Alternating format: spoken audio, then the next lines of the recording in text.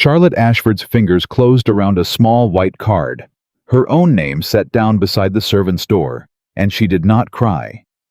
She placed it back on the table, looked the woman who'd put it there dead in the eye, and said one word: "No." In a room full of the richest families in Virginia, the wife of the wealthiest man in the state had just been told she did not belong. If you believe a woman's worth is never decided by where somebody chooses to seat her, subscribe and stay with me to the very end, and comment the city you're watching from so I can see how far this story travels tonight. Charlotte Ashford stepped through the front doors of the Calvert house at 7:30, and the first thing she did was count the carriages. 19 of them lined the drive. She had learned to count carriages the way other women learned to count pearls, because a carriage told you who had come, and who had power, and who was owed a nod. 19 meant every family that mattered in the county was already inside. It meant the governor was here. It meant this was not a supper. This was a reckoning dressed up as a supper, and Charlotte had walked into it alone. Her husband was not beside her. Nathaniel had ridden out 3 days past to settle a land dispute 2 counties over, and he had promised to meet her here. She had told herself he would. She told herself a great many things in those days. "Mrs. Ashford?" The Calvert's doorman dipped his head. He was an old man, and his eyes did something kind when he said her name. Something that had no business being on the face of a servant she'd never met. "They're gathered in the long room, ma'am. Supper's near." "Thank you." She handed him her shawl. "It's a fine evening for it." "It is at that." He hesitated, then lower. "You watch yourself in there, ma'am." Charlotte turned back to look at him. He'd already stepped away, arranging her shawl over his arm like it was the most ordinary thing in the world. But he'd said it. A servant warning a lady he did not know in a house that was not his own. Charlotte had lived long enough among the powerful to know that servants saw everything and said almost nothing, and when one of them broke that silence, it was because he could no longer stand to keep it.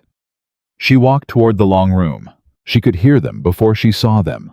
The low silk hum of 100 conversations, the clink of glass, a woman's laugh pitched high and careful.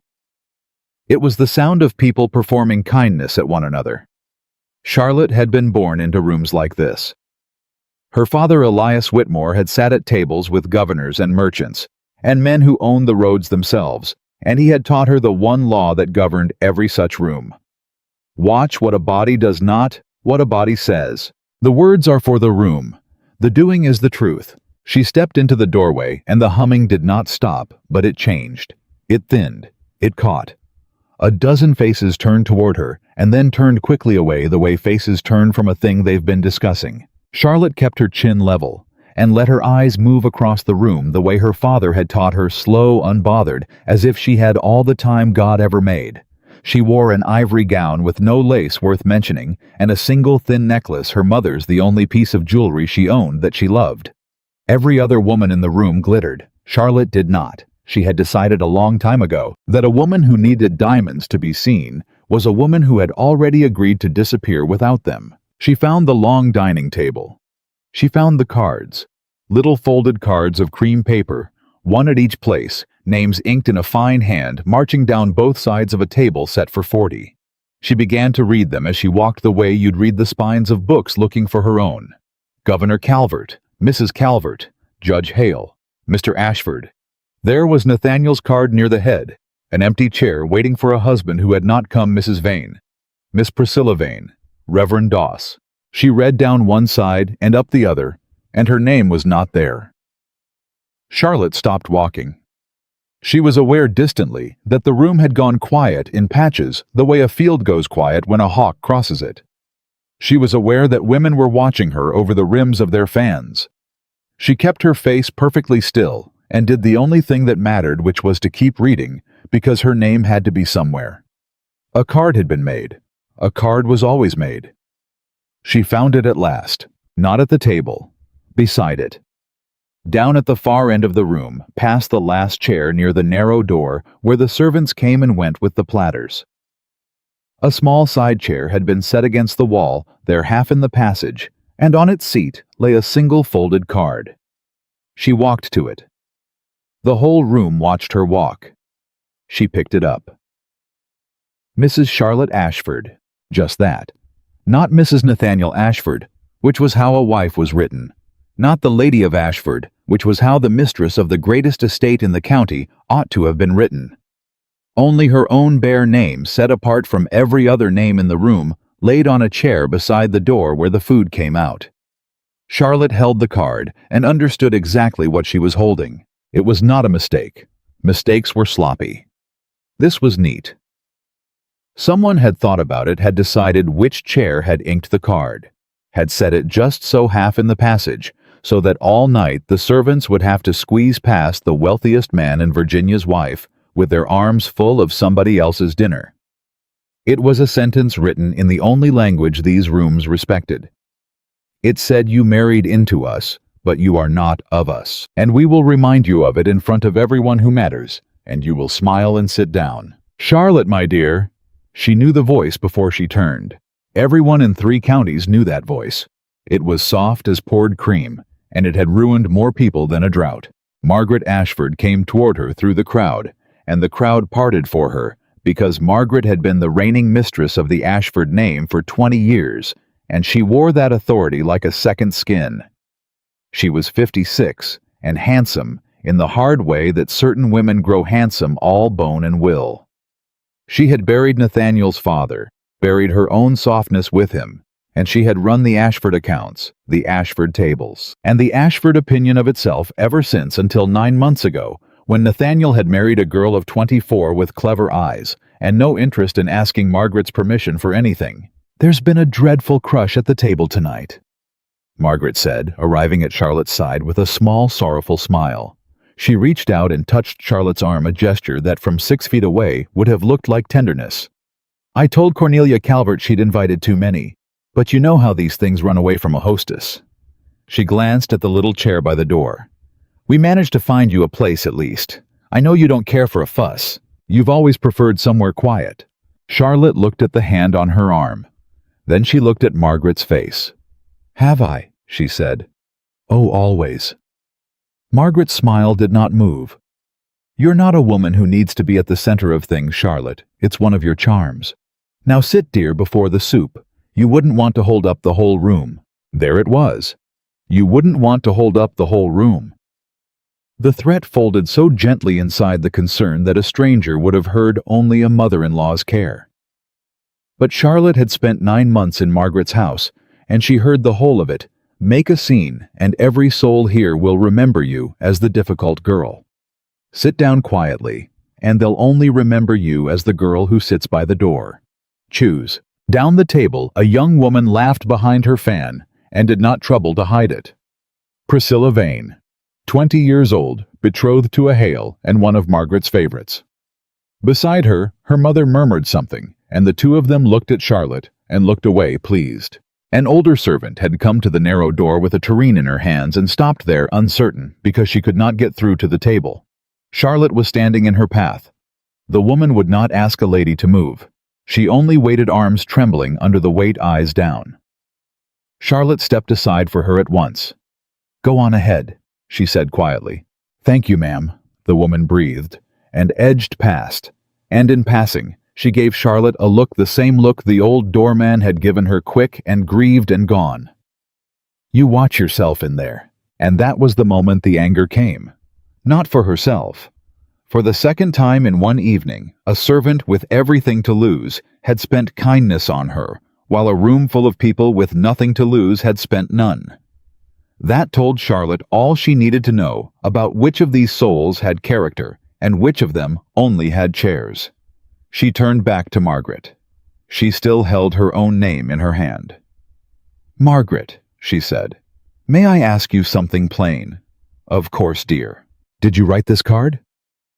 The smile held, but something moved behind Margaret's eyes, a small, quick calculation. "The Calverts see to their own cards, Charlotte." "That isn't what I asked." Charlotte's voice stayed level and low-pitched for Margaret alone, and somehow that made it carry further than a shout. Nearby conversations died to listen. "I asked if you wrote it, because I know Cornelia Calvert's hand, and this isn't it, and I know yours." The two of them stood a breath apart. 40 people pretended not to watch and watched. "You're overwrought," Margaret said finally, and now the cream had cooled just slightly. "It's a warm evening and you came without your husband, and I dare say you're tired. Sit down, Charlotte. Have your supper. We'll speak no more of it." It was, Charlotte would think later, a generous offer by Margaret's lights. She was being handed away to make the whole thing disappear. All she had to do was fold, take the chair, eat her soup by the door, while the servants brushed her shoulder all night, and in the morning it would be a small thing, a nothing, a story that never got told. Charlotte looked at the chair. Then she did the thing that Margaret in all her 20 years of running rooms had not planned for. Because Margaret had planned for tears, and Margaret had planned for a retreat, and Margaret had planned for a shrill little scene that would prove to everyone the girl was common after all. She had not planned for calm. Charlotte set her own place card down, not on the little chair by the door, but on the great table in the empty space beside her husband's name. "No," she said. She did not say it loudly. She said it the way you'd set a stone on the ground. Final. Done. And the word landed in the middle of the room and stopped every conversation cold. Margaret's smile did not so much as flicker, but her voice sharpened to a fine point. "I beg your pardon. I said no." Charlotte turned to face her fully now, and she let her own voice rise, not to a shout, never to a shout, but to a pitch that every soul in that long room could hear. "This is not a crush at the table. This is not a hostess's mistake. Every other name in this room is written the way a name is written. Mine is written the way you'd write a servant's. Somebody sat here this afternoon and decided where I would sit and how I would be named, and they wanted the whole county to watch it happen." She held Margaret's eyes. "I have been in your house 9 months, Margaret. I have taken every quiet unkindness you have handed me because I believed a wife owed her husband's family patience. But I will not take this one. Not in front of these people. Not by that door." The silence was total now. Even the servants had stopped. Priscilla Vane's fan hung forgotten in her hand. Margaret took a slow breath. When she spoke, she pitched her voice for the room too, and it was a masterwork all wounded warmth. "My dear girl, no one has been anything but kind to you. If you feel slighted by a seating card, that is a matter of your own nerves, not anyone's cruelty. We are all family here." She turned her head slightly, taking in the watching faces gathering them. "I fear my son married in some haste, and his young wife is still learning our ways. Charlotte, come, sit down. You are embarrassing yourself." And there it was. The trap sprung shut. Every eye in the room now had a story to choose between. A cruel old woman humiliated a bride. Or a hysterical girl made a scene over a chair. And Margaret had spent 20 years making certain that when the county had to choose which story to believe, it would choose hers. Charlotte felt it close around her. She understood in that instant that she was going to lose this, that calm and truth, and her mother's necklace were not enough that in a room built entirely of Margaret's making, Margaret would always hold the deed. She did not sit down, but she did not have another word either. For one long, terrible moment, Charlotte Ashford stood alone at the finest table in Virginia, with nothing left but the refusal itself. And that was when the front doors of the Calvert house swung open at the far end of the hall, and boot heels came ringing down the polished floor, unhurried and heavy, and a man's voice, road dusty unbothered, plain as a fence post, said, "Now what's got this whole room so quiet?" Charlotte turned. Nathaniel Ashford stood in the doorway of the long room in his riding coat, which no gentleman wore to a Calvert supper, 3 days of road on him, and his hat still in his hand. He had come straight from the saddle. He had not stopped to change. He filled the doorway the way he filled most doorways, which was completely and without appearing to try. And his eyes went once around the room, reading it the way Charlotte read carriages, and came to rest on his wife, standing alone at the far end of the table, with an empty chair beside her name and a servant's door at her back. He did not smile. Nathaniel Ashford was not by nature a smiling man. "Evening, Governor," he said without looking away from Charlotte. "Cornelia, forgive the dust. I rode hard to be here." A pause. Looks like I near missed something. Nathaniel! Margaret recovered first. She always did. She moved toward her stepson with her hands out and her voice gone soft and glad. Thank heaven. Your poor wife has worked herself into a state over the seating. I've been trying to settle her. You know how a warm evening can— Margaret. He said her name gently. It stopped her the way a hand on a bridle stops a horse. Where's my wife's card? The question was so simple that no one had an answer ready for it. On the table, Charlotte said clearly. I put it there, beside yours. And where was it before you put it there? Charlotte held his gaze down the length of the room. On that chair. She did not point. She did not need to. Every head in the room had already turned toward the little side chair half in the servants' passage, and 40 faces now understood all at once and all together exactly what they had been standing witness to. By the door, Nathaniel walked. He came down the length of the long room, slow hat still in one hand, and the crowd parted for him the way it parted for Margaret, except that Margaret parted a crowd with fear, and Nathaniel parted it with something people could not name and did not resist. He passed the governor. He passed the judge. He passed Priscilla Vane, who had gone quite pale. He did not look at any of them. He walked the whole length of that table to the far end where his wife stood by the servants' door, and when he reached her, he stopped. And for a moment, he only looked at her, at the ivory gown with no diamonds, at the thin necklace, at the set of her chin, that had not once trembled. You all right? He asked her low. Just for her. I'm all right, she said. You didn't sit down. No, she said. I didn't. Something moved across Nathaniel Ashford's face, then slow and hard to read, and it was not anger, though the anger was in there somewhere underneath. It was closer to grief. It was the look of a man realizing that a thing he had let slide, 100 small, quiet unkindnesses he had told himself, where nothing had all along been leading here to his wife, standing alone by a servant's door, while he was off 2 counties away, thinking himself a good husband. He reached past her and picked up the card she had moved to the table. He unfolded it. He read the name inked on it out loud, so the whole room could hear. Mrs. Charlotte Ashford. He turned it in the light. Somebody's fine hand wrote that. Real careful. He looked up, and now his eyes went around the room, and there was nothing plain about them anymore. And then somebody set it on that little chair yonder by the door where the food comes out, in front of the governor, in front of every family this side of the James River. He let that sit. My wife's name, on a servant's chair. No one breathed. Nathaniel, Margaret began, you have misunderstood. I don't reckon I have. He didn't raise his voice. He never raised his voice. That was the thing about him that frightened men who were used to being frightened only by shouting. I reckon I understood it the second I walked through that door and found 40 grown people staring at their soup so's they wouldn't have to look at my wife standing where you all put her. He set his hat down on the table. Now, here's how it's going to go. And then Nathaniel Ashford did the thing that no one in that room, not Margaret, not the governor, not Charlotte herself, had seen coming. He did not move Charlotte up to the head of the table. He did not call for a servant to lay a new card in the place of honor.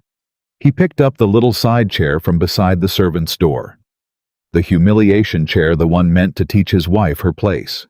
And he carried it back the length of the room, past all those faces, and he set it down at the very head of the great table, at the seat that had been marked for him. And then he took his own card, Mr. Ashford, from the place of honor, and he carried it back down and laid it on the small chair by the door. There, he said. Now the head of this table is wherever my wife is standing, and Nathaniel Ashford will take his supper by the door tonight and be right proud to. He turned to the governor's wife, and he inclined his head, courteous as a man could be. Cornelia, I'll trouble you for a plate down here when it suits. I've had a long ride, and I don't much care where I eat it so long as I'm eating it next to her.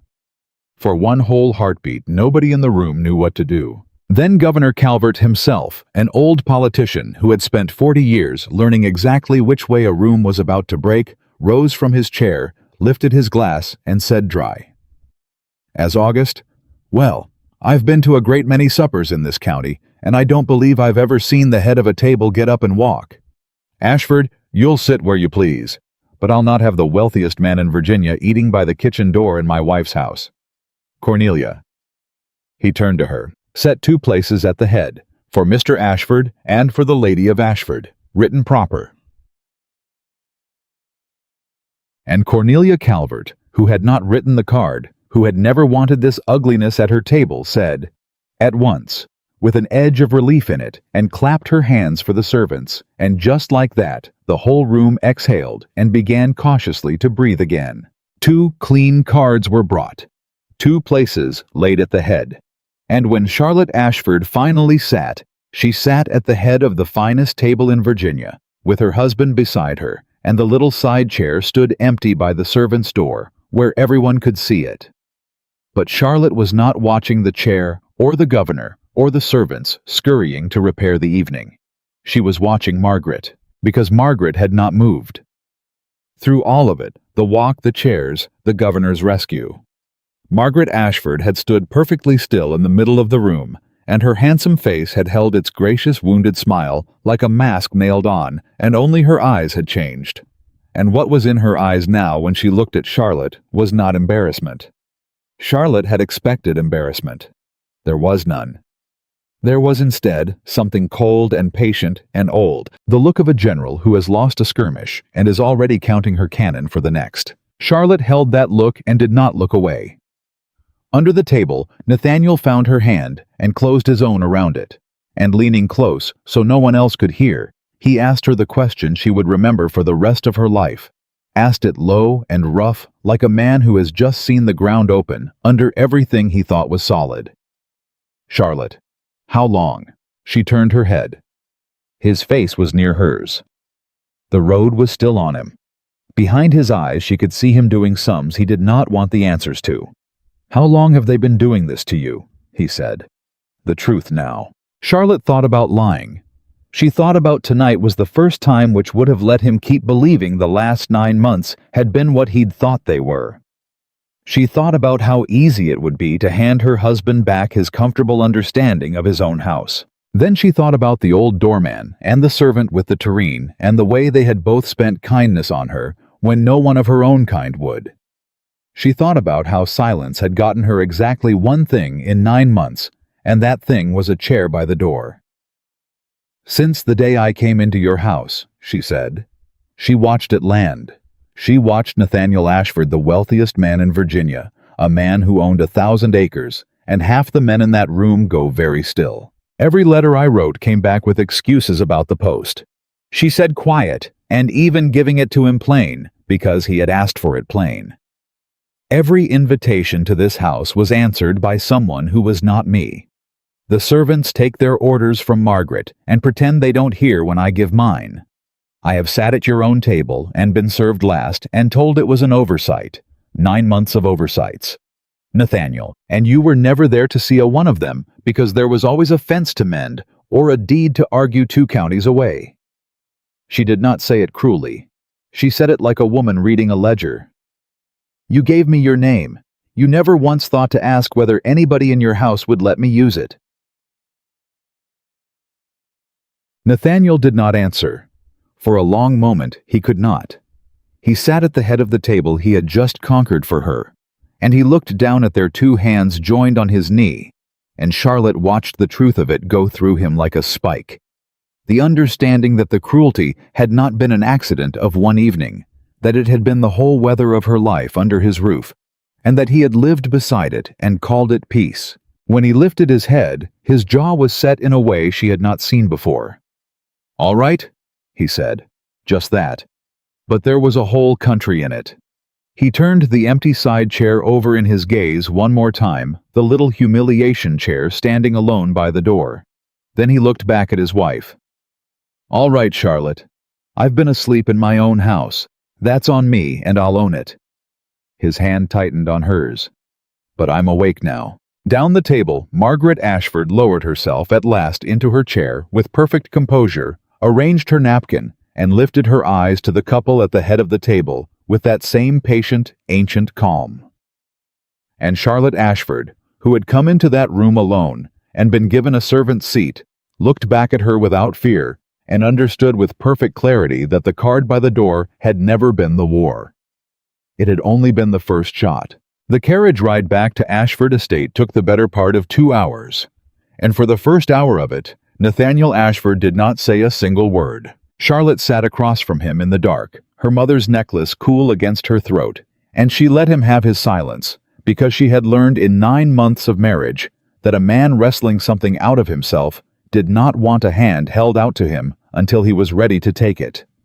She could hear him breathing. She could hear the leather creak every time he shifted his weight, which was often a big man too full of something to sit still. Once she saw the shape of his hand rise in the dark and pass over his face and drop again. "You want to know what I keep coming back to?" he said at last. "Tell me." "The doorman." His voice came rough out of the dark. "Old fella at the Calverts. He warned you. A man you never met in a house that ain't his took a risk to warn my wife. And I keep asking myself how'd he know how'd a stranger see it plain enough to say something when I lived under the same roof as you 9 months and never saw a thing?" "Because he had nothing to protect," Charlotte said. "You did." "Meaning what?" "Meaning you had a comfortable idea of your own house, Nathaniel. A man will overlook a great deal to keep an idea like that." She heard him take that the way a man takes a blow he's decided not to duck. He didn't argue it. That was the first thing she noticed that was different about him tonight. Nathaniel Ashford, who argued landlines with judges and never gave an inch, he didn't have to, was not arguing with her. "I want their names," he said. "Whose?" "Every servant in my house that took an order from Margaret over you and called it nothing. Every one that served you last and looked the other way. I want to know who—" "No." Charlotte's voice cut clean across the dark. "You will not do that. Charlotte, you will not." She leaned forward. "If you go home tonight and start turning out servants, you know what the county says by Sunday. That the new wife came in and threw a tantrum and got half the household dismissed her first year. That's Margaret's story. Nathaniel handed to her gift wrapped, and you'll be the one who wrapped it." She let that settle. "Those servants didn't take Margaret's orders because they're cruel. They took them because Margaret has run that house for 20 years and holds their livelihoods in her fist, and I have been there 9 months with no more power than a guest. You want to know why a housemaid obeys the woman who can turn her out over the woman who can't? Because she has children. Nathaniel and children eat whether or not she's kind to me." The carriage rolled on. When Nathaniel spoke again, his voice had changed. "You've thought about this a good while." "I've had 9 months of suppers by myself to think about it." That one landed harder than any of them. She heard him go still. "I wasn't there," he said. "No. There was always a fence, a deed, a dispute 2 counties over." She said it without heat, which somehow made it worse. "I know. I married a man with 1,000 acres, and 1,000 acres is a jealous wife. I understood that going in. What I didn't understand was that I'd be alone inside your own walls." For a long moment, there was only the sound of the horses and the wheels. "When I asked you tonight how long," Nathaniel said slowly, "and you said since the first day, I want you to tell me the whole of it, not the shape of it, the whole of it. Start at the start." So she told him. She told him about her first morning in his house, how she had come down to order the day's meals as the new mistress, and found that cook had already been given the menus by Margaret, and how when Charlotte had gently corrected it, cook had looked not at Charlotte, but past her to the doorway where Margaret stood, and Margaret had said, "Let the girl learn the house before we hand her the keys to it," and everyone had nodded, and that had been that. She told him about the letters, how she wrote weekly to her father, Elias Whitmore, and how for the first 2 months, not one letter reached him, and how when she asked after them, she was told the post was unreliable in summer, and how she had believed it. God help her. She had believed it for 2 whole months, until her father rode out himself in a fury, thinking his daughter had abandoned him, and the truth came out that her letters had been collecting in a drawer in Margaret's writing room the whole time. "You never told me that," Nathaniel said. His voice was very quiet now. Your father rode out, and I never— You were in Richmond, and when you came home, Margaret had already told you the story her way. The girl's homesick and writing her father 3 times a day and working herself into a state. You laughed about it. Do you remember? You told me not to fret so over the mail. The silence from his side of the carriage was total. I remember, he said finally. I know you do. She told him the rest of it in that flat ledger-reading voice, and it was worse in the aggregate than any single piece of it, the way 100 small stones are heavier than one large one because you cannot get your arms around them. The invitations answered by hands that were not hers.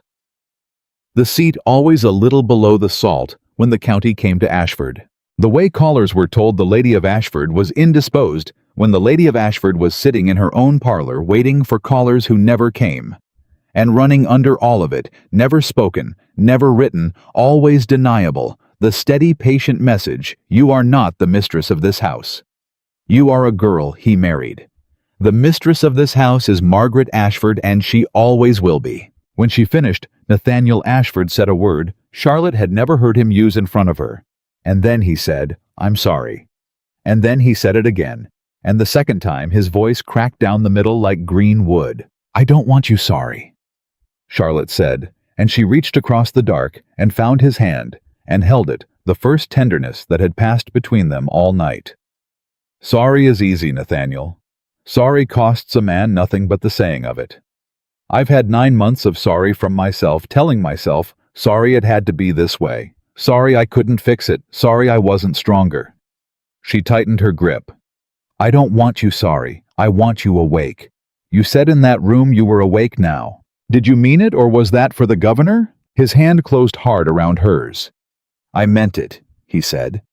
God is my witness, Charlotte. I meant it. Then here is what awake looks like. She had thought about this too all through the long room, all through the governor's rescue, and the 2 clean cards and the supper she barely tasted. Awake is not turning out servants. Awake is not shouting at Margaret. She wants you angry, Nathaniel. An angry man is a stupid man, and she has 56 years of experience making men stupid. Awake is quiet. Awake is patient. Awake is you and I finding out exactly how deep this goes and how she does it, and who helps her before she ever knows we've started looking. Because a woman does not build 20 years of control out of nothing, and a woman does not fear a girl by a door unless that girl stands to take something from her. And Nathaniel, she is afraid of me. I saw it tonight plain as I see you. Under all that gracious wounded smiling, she is afraid of me. I only don't yet know of what. The carriage came up the long drive to Ashford in the dark, and the great house stood black against the stars, with 2 windows lit, and Nathaniel looked out at it as if he had never seen it before. Then we find out, he said, quiet, together. He turned to her. Where do we start? Charlotte looked at the 2 lit windows. One was the kitchen where someone was banking the fire for the night. The other was on the 2nd floor at the east end. That's Margaret's writing room, she said. The light. She keeps late hours. She always has. Charlotte's eyes did not leave the window. She's writing something tonight, Nathaniel. After the evening she had with her scheme undone in front of the governor, she is up past midnight at her writing desk with a candle burning. Now, what does a woman write the very night she loses? Nathaniel looked at the window a long moment. She writes to whoever helps her win the next one, he said. Yes, said Charlotte softly. I believe she does. They went in quiet. Nathaniel had the sense for the first time in his life to come into his own house like a man who did not want to be heard, and Charlotte watched him learn it in the space of a hallway. Learn to walk soft in his own home, because his home was not entirely his. They passed the foot of the stairs. Up above, a line of candlelight lay under the door of Margaret's writing room, and as they stood there in the dark of the hall, they both heard it, the small, dry scratch of a pen, steady, unhurried, going on and on. Charlotte laid her hand on her husband's arm and shook her head. Not tonight. And Nathaniel, who 2 hours ago would have gone up those stairs and thrown the door open and had it out, stood down. He nodded. They went to bed like 2 people who had decided to lose the battle in order to win the war, and neither of them slept much, and above them, past midnight, the pen scratched on. In the morning, the household discovered that something had changed, though no one could have said quite what. It began at breakfast. Charlotte came down first, as she always did. And as she always did, she found the table set and the menus already decided, and Margaret's authority laid over the whole room like frost.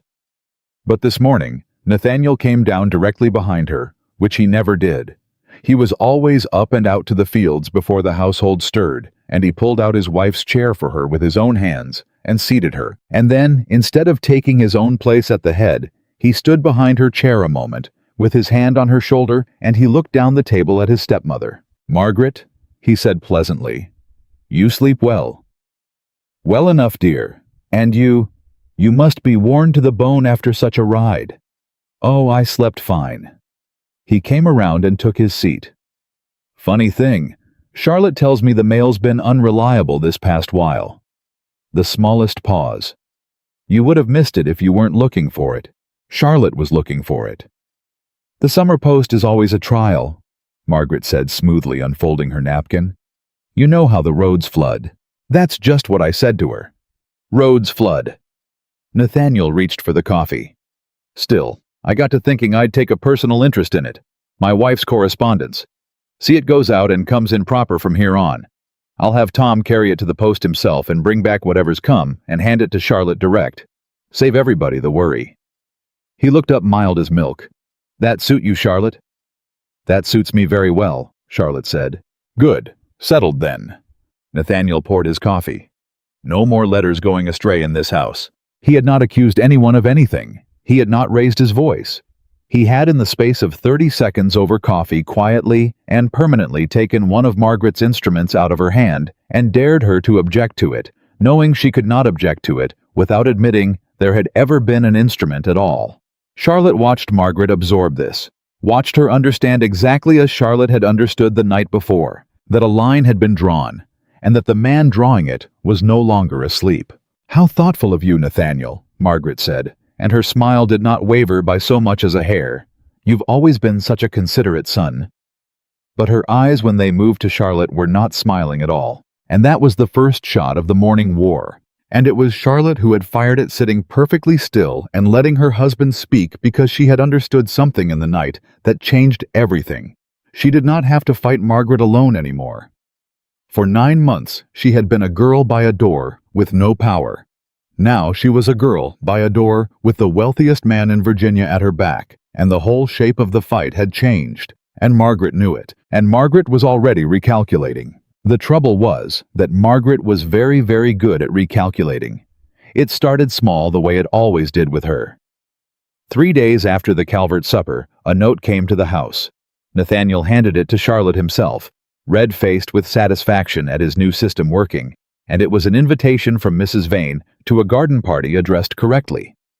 For once, the Lady of Ashford and Charlotte read it twice and felt something cold walk up her spine. "What is it?" Nathaniel said. "You've gone pale." "It's an invitation." "Well, that's the whole point, ain't it? They're inviting you proper now. Words got round about the Calvert supper. County's decided which story it believes." "Yes," Charlotte said slowly. "That's what troubles me." "How's a party trouble you? Because 3 days ago the Vanes wouldn't have written me if I were on fire, and Priscilla Vane laughed at me across a table in front of 40 people, and now her mother invites me to her garden as though we're the dearest friends." Charlotte set the note down. "Nathaniel, nobody changes that fast. Not honestly. Somebody told the Vanes to invite me." "Who'd do that?"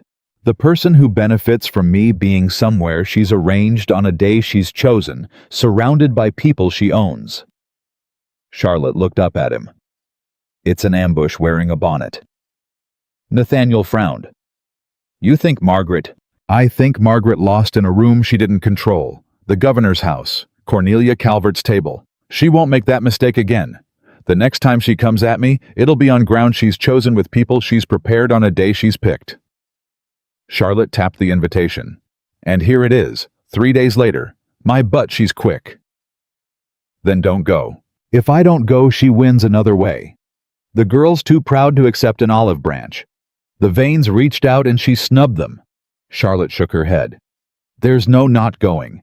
That's how she builds these things. Every door she opens has a trap behind it, and a worse trap if you won't walk through. No, I'll go, but I won't go blind and I won't go alone, and I'll spend between now and then finding out what she's planned." She looked at her husband. "And I'll need your help, not your fists. Your ears. You hear things in this county I never will. Men talk to you." "Then I'll listen," Nathaniel said, and there was something almost eager in it. A man glad to finally have a task in a war he'd only just learned he was fighting. "What am I listening for?" "Money," Charlotte said. "Money. You said it yourself that first night in the carriage, a woman doesn't build 20 years of control out of nothing. Well, control costs. Loyalty costs. Silence costs most of all. Margaret keeps a household of servants loyal to her over the actual mistress of the house. She keeps callers away and letters back, and a whole county half believing her version of things. That's not done with charm, Nathaniel. That's done with money. And it's not her money, because she came to your father with nothing. You told me that yourself." Charlotte held his eyes. "So whose money is she spending?" Nathaniel Ashford went very still. "The estate's," he said. "That would be my guess. But Charlotte, I go over those accounts. Not every week, but I go over them.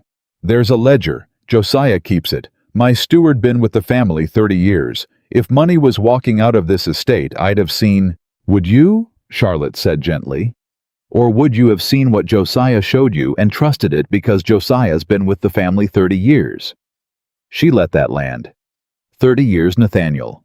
Who hired Josiah?" The silence that followed was the longest of the whole conversation.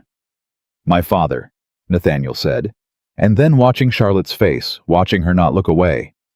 "No, my father was going to. My father took sick. It was Margaret who—" He stopped. "It was Margaret who hired your steward," Charlotte finished for him very quietly. "The man who keeps the ledger you trust, 30 years ago, when she first came into this family with nothing." Nathaniel stood up from the table so fast his chair went over backward. He did not shout.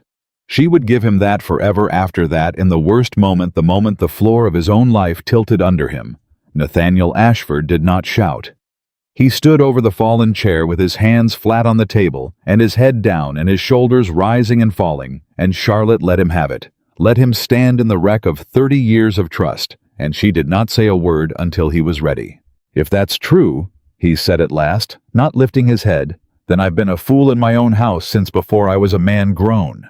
She's been, Charlotte, if that's true, she's been robbing this estate my whole life with my own steward's hand, and I signed off on every page of it, because I couldn't be troubled to check her sums." "We don't know it's true," Charlotte said. "Yet. It's a guess. A good guess, but a guess. Before we do one single thing we have to know. Because if we move on a guess, and we're wrong, or we're right, but we can't prove it, she buries us. You understand? She has 30 years and a whole county, and your own records in her camp. We get exactly one chance to do this, and we only get it if we're certain and quiet, and we have it all before she ever knows we looked." Charlotte came around the table and took her husband's face in her hands and made him look at her. "So here is what we're going to do. You are going to go to that garden party with me and smile at Priscilla Vane and let Margaret think she's won a little, because a woman who thinks she's winning gets careless. And in the meantime, you and I are going to find that money. Every dollar of it.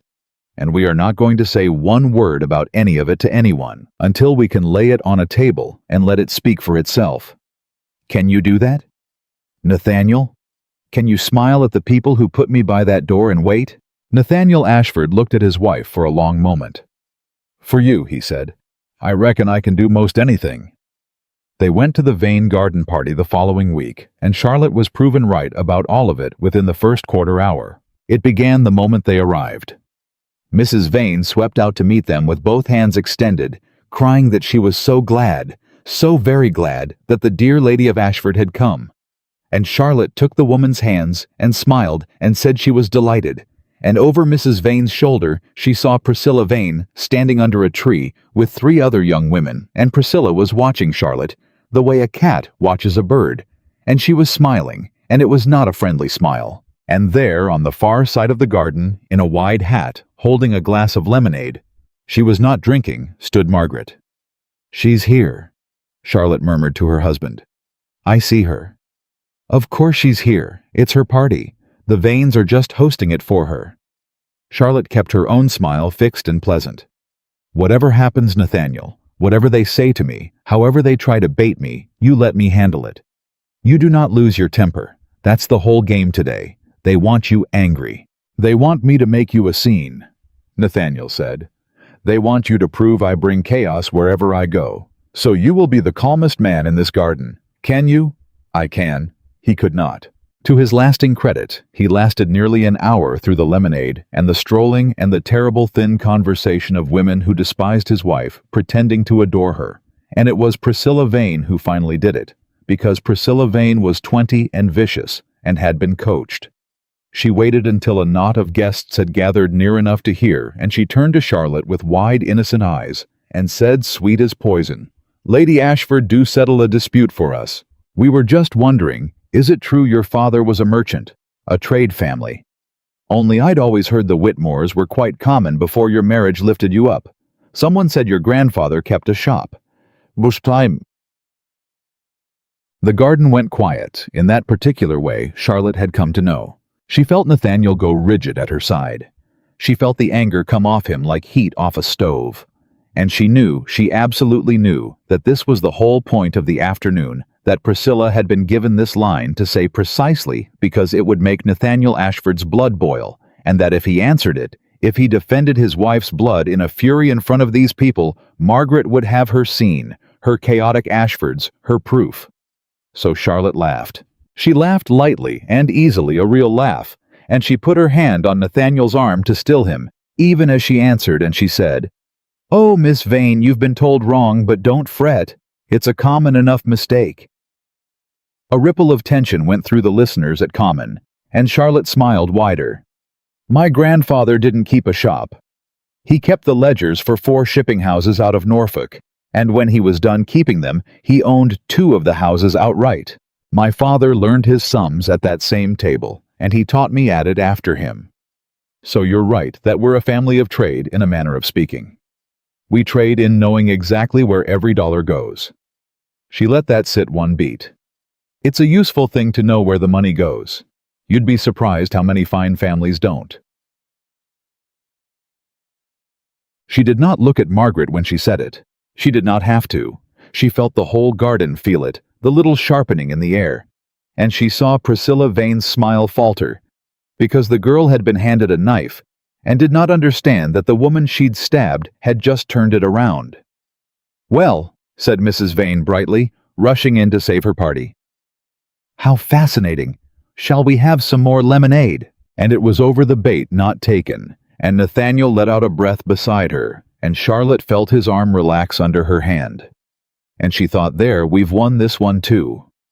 And then she made her single mistake of the afternoon, which was to allow herself for one moment to believe it had been that easy.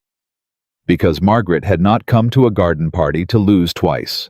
The real blow came half an hour later, and it did not come from Priscilla, and it did not come as an insult, which was how Charlotte knew instantly that this was the true attack, and everything before it had been noise. It came from an old man named Colonel Rawls, a friend of Nathaniel's late father, who wandered up to them by the roses with a glass in his hand and a vague pleasant smile, and who said to Nathaniel, in the tone of a man making the smallest of small talk, "Nathaniel, my boy, I meant to ask. This business with the Whitmore girl's dowry lands, it's all squared away now, is it? Terrible thing, a dispute like that in the family. Margaret was telling me she feared it might come to the courts." Charlotte felt the whole world go quiet. "The what?" Nathaniel said. "The dowry lands. The Whitmore parcels that came with the marriage." Colonel Rawls blinked uncertain now, sensing he'd stepped somewhere he shouldn't. Margaret said there was some question of the title that the girl's father had promised more than he owned, and that it was being quietly sorted so as not to shame anyone. I only ask because I'd heard the Whitmore fortunes had turned, and He stopped looking between their faces. "Have I said something wrong?" Charlotte could not breathe. Her father. They were coming at her father. Because there were no disputed dowry lands. Her father, Elias Whitmore, had settled a clean and generous portion on her at the marriage land and money. Both, all of it clear, all of it documented. Charlotte had watched him do it, had helped him do it, had checked the figures at his elbow. There was no dispute. There was no question of title. And that meant that Margaret had invented one, had been quietly telling the county for who knew how long that Charlotte's father was a man who'd promised what he didn't own, a fraud, a cheat that the whole Whitmore family was being covered for out of Ashford charity. And Charlotte understood, standing there in the Vane garden with the roses and the lemonade, and the whole county watching, exactly why. It was not spite. It had never been mere spite. If Margaret could establish that the Whitmore dowry was tainted, disputed, possibly fraudulent, then she could argue that Charlotte's whole claim to standing in the Ashford family rested on a lie, that the marriage itself was built on a Whitmore deception. And from there, it was only a step to arguing that a wife who'd brought fraud into the family had no business holding the keys to it, no business managing the estate, no business standing between Margaret and the fortune Margaret had spent 30 years learning to bleed. It was breathtaking. It was the whole war laid bare in one old colonel's idle question. Margaret was not trying to humiliate Charlotte. Margaret was building a legal case in the county's memory, one whispered word at a time, to have Charlotte declared unfit to be the Lady of Ashford, and to keep the estate and its money in her own hands forever. Charlotte turned her head slowly and found Margaret across the garden. Margaret was watching. Of course she was watching. She had positioned old Rawls the way she'd positioned Priscilla, the way she'd positioned the chair by the door, had fed him the lie weeks or months ago, and then steered him today here to say it in front of Nathaniel, so that Nathaniel would hear the dowry slander from a neutral old friend, and half believe it. And Margaret's face, when Charlotte found it, wore the gentlest, most sorrowful expression, as if she too had only just learned of this terrible dispute, as if her heart simply broke over it. And she raised her glass an inch, no more, a private toast, just for Charlotte. "Your move, girl." "Colonel Rawls," Charlotte said, and her voice came out steady. Thank God, steady as still water, though her heart was going like a hammer. "You've been misinformed, and I don't blame you for it. You had it from someone you trusted." She did not look at Margaret. She kept her eyes kind and fixed on the confused old man. "There is no dispute over my dowry. There never was. My father settled every acre and every dollar clear and clean at my marriage, with the papers witnessed by 2 magistrates and filed at the county seat, where any man may go and read them. I know because I checked the figures myself at my father's side before the ink was dry." She smiled at him. "If someone told you otherwise, Colonel, I gently suggest you ask yourself why, and who profits by your believing it." Colonel Rawls's vague old face was working through something. But Margaret said, "Margaret has been mistaken about a great many things lately," Charlotte said. And now, only now, did she let her eyes go across the garden and meet her mother-in-law's, and hold them so that the old colonel followed the line of her gaze and looked, and half the guests looked. And Margaret stood there under her wide hat, with her glass raised, and her sorrowful smile exposed for one instant in the sunlight as the source of it all. "But I'm sure she means no harm. Do you, Margaret?" The whole garden was looking at Margaret now, and Margaret Ashford, who had built 20 years of ruin on never once being caught holding the knife, smiled her gracious wounded smile and said in a voice pitched to carry warm and grieved and utterly reasonable, "Oh, my dear, of course I mean no harm. I only worry so for this family. Colonel, I fear I may have spoken out of turn. One hears things and one frets. If Charlotte says the dowry is clear, then I'm sure it's clear, and I'm only relieved to hear it." She lowered her glass. Her eyes never left Charlotte's. "I do so hope it's all in order, for everyone's sake. It would be a dreadful thing if it weren't." And that was Margaret's genius laid out whole in the sunlight, and Charlotte felt the cold of it settle all the way down. Because Margaret had not denied it. She had done something far worse than deny it. She had graciously, publicly, lovingly agreed to believe Charlotte, while leaving hanging in the air in front of the entire county. The poisoned little seed, if it's all in order. It would be dreadful if it weren't. She had turned Charlotte's own defense into a promise Charlotte now had to keep.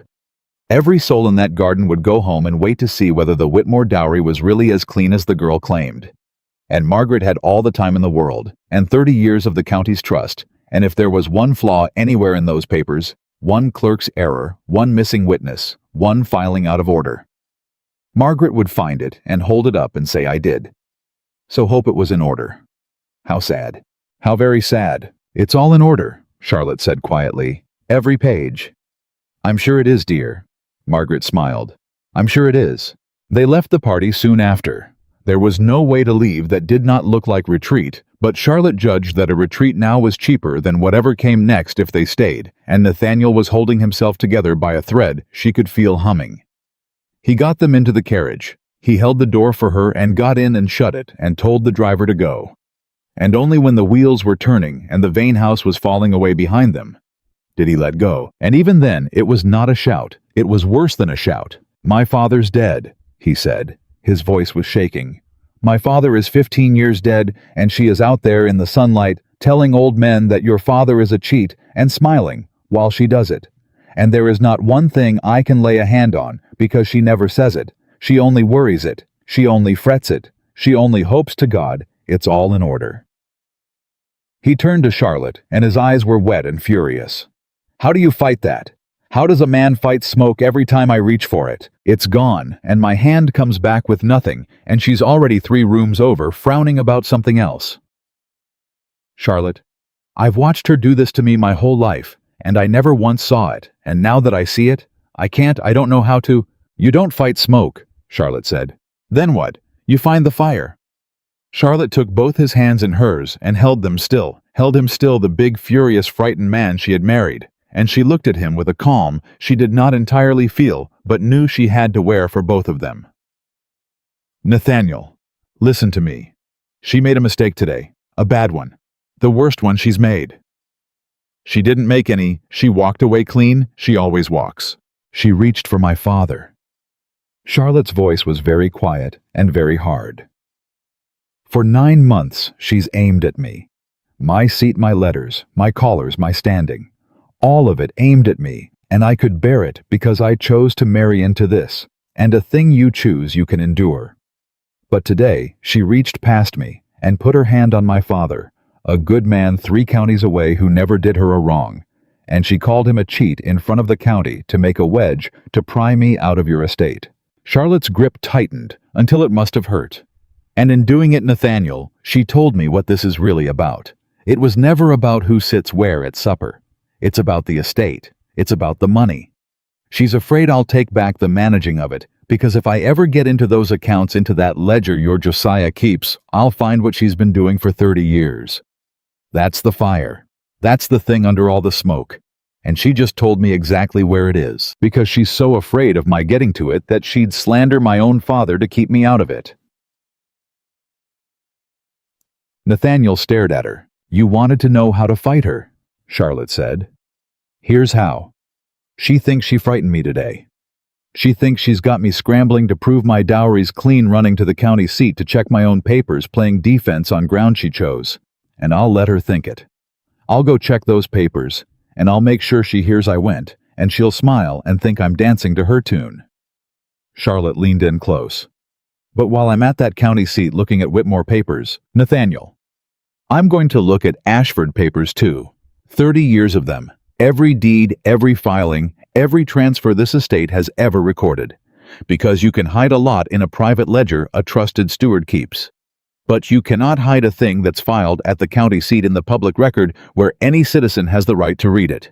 And I am a citizen, and I know exactly how to read a ledger, because a family of trade taught me at the table when I was a girl. She reached for my father today." Charlotte's eyes were bright and terrible. "So I'm going to go read hers." For a long moment, Nathaniel Ashford simply looked at his wife, at the girl he'd married in some haste, the girl he'd left alone in his own house for 9 months, the girl they'd tried to seat by a door. "Lord above," he said softly, "she has no idea what she's stirred up, does she? No, Charlotte said. She thinks she's fighting a homesick bride. She let go of his hands and settled back, and outside the window, the road unrolled toward Ashford, toward the great dark house, and the writing room where the candle burned past midnight. She's about to find out she's fighting a bookkeeper's daughter, and Nathaniel there is no creature on this earth more dangerous to a thief than a woman who can read. They rode the rest of the way in a silence that was for the first time in their marriage not lonely. Nathaniel spent the next 3 days doing exactly as his wife had told him, which was to say, he spent them being useless-looking on purpose. He rode his fields. He argued a fence line. He came to supper and made small talk and let Margaret believe the household had settled back into its shape. The man asleep again. The girl chastened by the garden party. The world put right. And all the while he was listening, the way Charlotte had asked him to listen, and what he heard. In the tap rooms and the feed stores and the low talk of men who forgot he had ears was worse than anything Margaret had said out loud. He came to Charlotte on the third night into the room they'd begun to share in more than name, and he sat on the edge of the bed with his hands hanging between his knees, and he said, "I found something. Listening like you said. Tell me." "There's a man," Nathaniel said slowly, "in town. Fella named Pruitt. Buys and sells land, mostly paper more than dirt. Notes, mortgages, that kind of thing. Not a man I'd have at my table." He rubbed his face. "Turns out Pruitt's been buying up debts, old debts, notes that folks around here owe, and a good number of the notes he's bought this past year. Charlotte, they trace back to the Ashford estate, to loans this estate supposedly made. Loans I never made. Loans I never heard of. Somebody's been lending Ashford money all over this county in my name, and then selling the paper to Pruitt for hard cash." He looked up at her sick. "And there's only one person besides me who could sign a loan in the Ashford name and have it honored. Only one person the bank and the clerks have trusted to speak for this estate near as long as they've trusted me." Charlotte sat very still. "Josiah," she said, "your steward, on Margaret's word." Nathaniel's voice was hollow. "Has to be. He answers to her, always has. I just never saw it. She's been lending the estate's money out under my name and selling the notes for cash, and the cash goes, God. Charlotte, I don't even know where the cash goes. Into her hands. Into keeping the servants loyal and the county quiet and whatever else she's been buying for 30 years. And it's all clean on the surface, every note. Legal, every signature real, because the man who signed them had every right to sign them so long as nobody ever asks him who told him to." "How much?" Charlotte's mouth had gone dry. "How much money are we talking about?" "I don't know. That's what scares me. This Pruitt's just one buyer, and I only stumbled on him. If there's one Pruitt, there's likely more. It could be—" He stopped. "Charlotte, it could be more money than I want to say out loud in this house. It could be that a good part of what I think I own I don't. It could be that Margaret has been quietly borrowing this estate out from under me for 30 years, and I've been signing the account book she hands me and thanking her for keeping such careful records." The candle guttered. Outside an owl called once and went quiet. "Then we were right," Charlotte said very softly. "And it's worse than we thought. And that changes the plan." "How?" "Because a woman stealing a fortune over 30 years does not have 9 lives, Nathaniel. She has one. She has one, and it is that no one ever puts the pieces on the same table at the same time. The servants know one piece.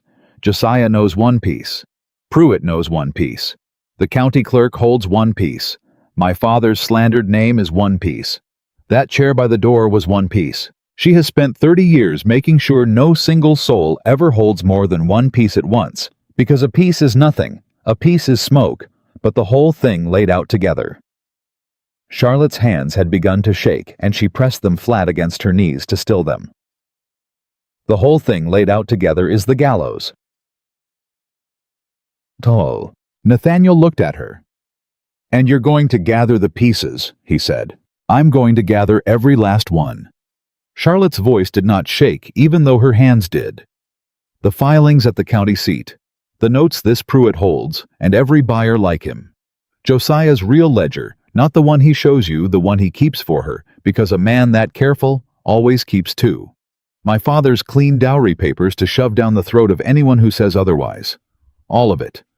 And I am going to lay every piece on one table, in front of witnesses she cannot buy and cannot frighten on a day, and in a place that I choose and she does not. She looked at her husband. You gave me a title, Nathaniel. Tonight you gave me the truth. Now I'm going to need one thing more from you, and it's the hardest thing, and I need you to give it to me, even though every bone in your body is going to fight it. Name it. Time, Charlotte said. Weeks, maybe? And silence the whole while. You're going to sit at that table across from her night after night, knowing what you know, and you are going to smile and pass the salt and let her go on thinking she's won. You cannot let her see it in your face, not once, because the day she suspects we've got the pieces, she moves them, burns the ledger, warns Josiah, buys back the notes, and it's all smoke again, and we've got nothing but a story no one believes. Charlotte took his face in her hands. Can you do that? Can you sit across from the woman who's been robbing your family since before you were grown, and robbing it still, and smile at her every night until I say it's time? Nathaniel Ashford was quiet for a long moment. When he answered, his voice was steady, in a way it had not been steady all night, and Charlotte understood that somewhere in the last 3 days, her husband had finished waking up all the way down to the bone. I've been asleep in this house my whole life, he said.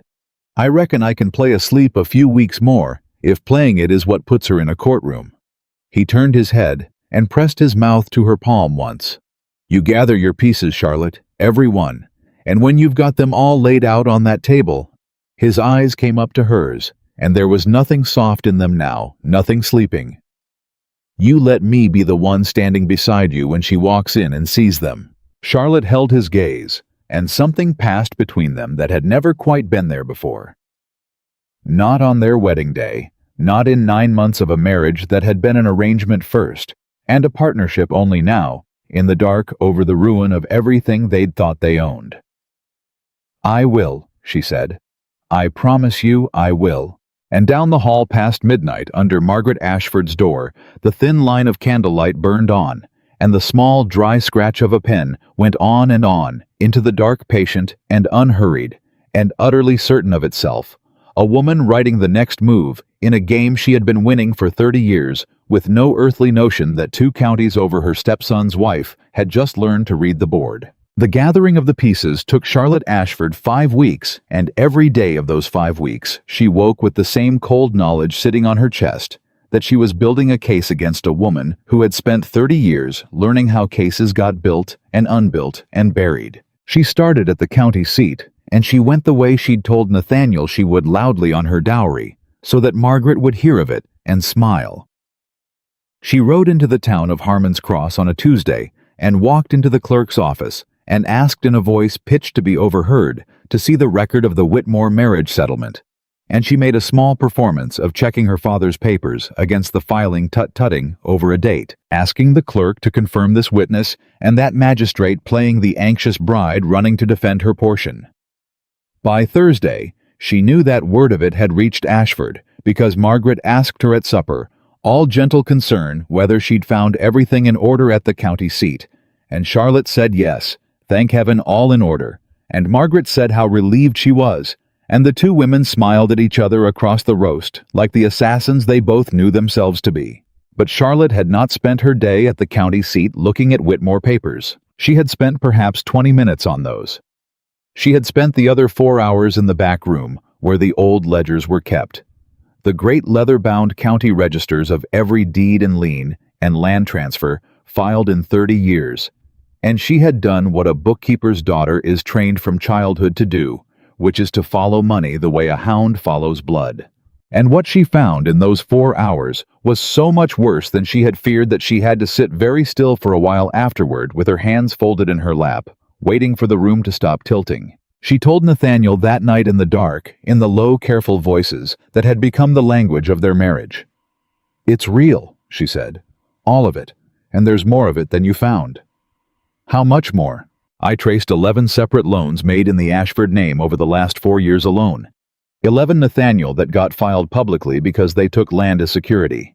There are surely more that didn't. All 11 signed by Josiah as your steward, all 11 legal on their face. And every one of them, when you follow it far enough, ends in the same place. Charlotte drew a breath.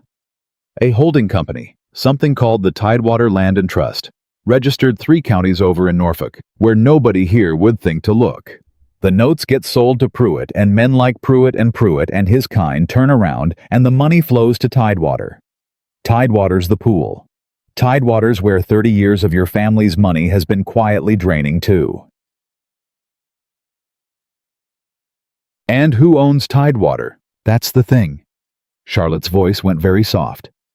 The registered owner is a man named Silas Crane, a Norfolk lawyer. Means nothing to me. But I copied the registration, and there's a second name on it, a witness to the founding from 31 years ago. She paused. The witness was a woman. That's unusual enough that it caught my eye. Women don't often witness a company's founding.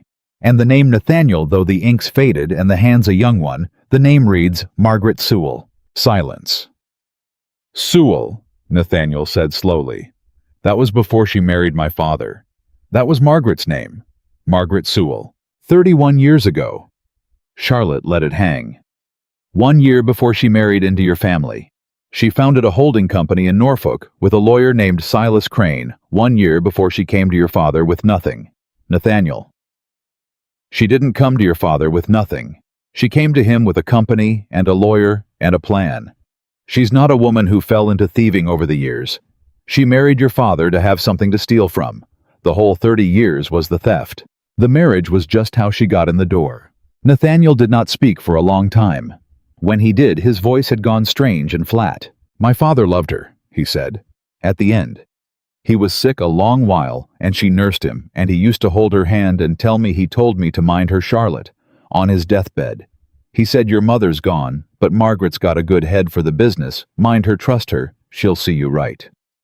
He made a sound that wasn't quite a laugh. His last clear words to me, trust her, she'll see you right. Oh, Nathaniel, was any of it real? Did she nurse him because he couldn't finish it? I don't know, Charlotte said honestly, because he'd asked her once never to comfort him with lies, and she wouldn't start now. Maybe some part of it was. People are more tangled than their worst deed. But it doesn't matter now, and you can't let it matter because that's exactly the crack she'll reach for. She'll say she loved him. She nursed him. She gave this family 30 years, and how dare a girl who's been here 9 months? And the county will half believe her, because she's earned the right to say it every day for 30 years, right up on top of the theft. That's the horror of what she built. The good she did is real, and it's the roof she hides the theft under. Charlotte took his hand. We can't fight the roof. We fight the money. The money doesn't love anybody, and never nursed a soul. The money is just numbers, and the numbers don't lie, and I can read them. That was the 5th night, and it set the shape of everything after. From then on, Charlotte worked 2 faces. The public face rode to Harmon's Cross and fretted about her dowry, and let the county watch a nervous bride. The private face worked at night by a shielded candle, copying figures into a little book she kept sewn into the lining of her traveling case, following the money 3 counties in every direction, building the thing piece by piece by piece. And here was the part she hadn't told Nathaniel because she wasn't yet sure of it, and didn't want to hand him a hope that might break. She was starting to think there was a witness, not a document, a person. Because 11 loans and a holding company and 30 years of quiet theft did not run themselves, and Josiah the steward was an old man now, and old men who have carried a terrible secret for a lifetime sometimes want before the end to set it down. She went to see Josiah in his 3rd week. She did it carefully. She waited until Nathaniel had sent the old steward on an errand to the mill, and she arranged by way of a housemaid. She'd slowly won over a young woman named Della, whose mother Charlotte had quietly paid a doctor for, to meet Josiah on the mill road, as if by chance. And she walked out to meet him, and when the old man came around the bend on his slow horse and saw the Lady of Ashford standing in the road waiting for him, Charlotte watched his whole face fall, because he knew. In the instant he saw her before she said a word, Josiah knew why she'd come, and the knowing had been sitting on him so long that what crossed his face wasn't fear. It was relief. It was the terrible relief of a man who has been waiting 30 years to be caught. "Mr. Josiah," Charlotte said, "I think you and I should talk." "Ma'am." He got down off the horse, slow, his old joints fighting him. He would not look at her. "I reckon we should. I reckon I've knowed we'd have to since the night you didn't sit in that chair." He finally raised his eyes and they were wet. "You want to know about the ledger?" "I want to know about the second ledger," Charlotte said gently. "The real one." The old man's face crumpled. "She said no one had ever asked," he whispered. 30 years, she said no one will ever think to ask old Josiah. You just keep the 2 books and you keep quiet and your families took care of. And they were, ma'am. That's the shame of it. My daughter's schooling. My wife's long dying, the doctors, all of it. She paid for all of it, and every dollar of it come out of that estate, out of Mr. Ashford's money. And I signed the notice that took it, and I told myself I was just a steward doing what the mistress said. He was crying now, openly, an old man weeping in a road. I sat at Mr. Nathaniel's father's funeral, and I'd already robbed the boy blind, and I sat there, and I wept real tears for the man, and both things was true at once, and I don't know how a soul carries that, but I carried it 30 years. Charlotte let him cry. She did not rush him. When it had passed, she said very quietly, "Josiah, there's a second ledger. Where is it?" "She keeps it." He wiped his face. "Not me, not anymore. She took it off me 2 years ago after I got sick that winter, and she got afraid I'd die with it in my house. She keeps it herself now, in her writing room. There's a compartment, ma'am, in the writing desk behind the drawer on the left side. You press the panel at the back and it gives. The real book's in there. Everything. Every dollar, 30 years in her own hand and mine both." He looked at Charlotte with the eyes of a drowning man. "I'll swear to it, whatever comes. You bring me in front of a magistrate, I'll swear to every page. I'm an old man, and I'm going to God soon, and I'd sooner go to him having said it out loud than carry it 1 more mile. Only," his voice broke, "only my daughter, ma'am. She's got children. If it comes out what I done, if I go to prison or worse, her name, her babies. Josiah." Charlotte took the old man's trembling hands in both of hers. "You listen to me now. You were a man caught between your family's bread and another man's fortune, and you chose wrong, and you've paid for it every day for 30 years with your own soul. I'm not going to add your daughter's babies to that bill. If you'll stand up in front of a magistrate and tell the truth, the whole truth, the way you just told me then, I will stand up right beside you and tell that same magistrate that you came forward of your own will, that you gave the evidence that broke the whole thing open, and that whatever this family has any say in it, says mercy for the man who told the truth. Nathaniel Ashford is a hard man to some, but he is not a man who'd break a repentant servant to punish the woman who ruined him. You have my word, and you'll have his. Can you do it?" The old steward looked at her for a long moment, and something eased in his ruined old face, some weight, 30 years in the setting down. "Since the night you didn't sit in that chair," he said again softly, "I've been waiting for somebody in this house to be worth telling. Yes, ma'am. I can do it. God help me. I want to do it." Charlotte walked back to Ashford that afternoon, with the ground shifted under her feet, because she had it now, or nearly. She had the witness. She had the map of the money. She had the public filings. And she knew where the second ledger lay. She had all but one piece. And the last piece, the ledger itself, the book in Margaret's own hand, was the keystone, the thing that turned a story into a hanging, and it sat in a hidden compartment in a writing desk, in a room where a candle burned past midnight, in a house that Margaret Ashford still in every way that counted controlled. She told Nathaniel that night, all of it, Josiah and the desk and the panel behind the left drawer, and she watched her husband's face go through grief and rage and land at the end on a cold and settled resolve she had not seen in him before. "Then we take it," Nathaniel said. "The ledger. We get into that room and we take it." "We can't just take it." Charlotte shook her head. "Think, Nathaniel. If we break into her desk and steal the book, then when the day comes, she stands up in court and says, The wife and the husband conspired to plant a forgery to rob a grieving widow of her good name and her place in the family. And where's our proof? It was ever hers. A stolen book proves nothing but that we're thieves too. No, it has to come out clean. She has to be caught with it. The book has to be taken from her hand, or from her desk in front of witnesses who can't be bought in a way no lawyer on earth can call a plant. Charlotte's eyes were bright and hard in the candlelight. Which means I need her to open that compartment herself, in front of people, and that Nathaniel is going to take the one thing we've been so careful with all these weeks. What? A fight she thinks she's winning. Charlotte leaned forward. She spent 5 weeks watching me fret about my dowry. She thinks I'm scared cornered playing her game on her ground. So we give her the finish she's been building toward. We let her call the county together to see the homesick bride's fraud exposed.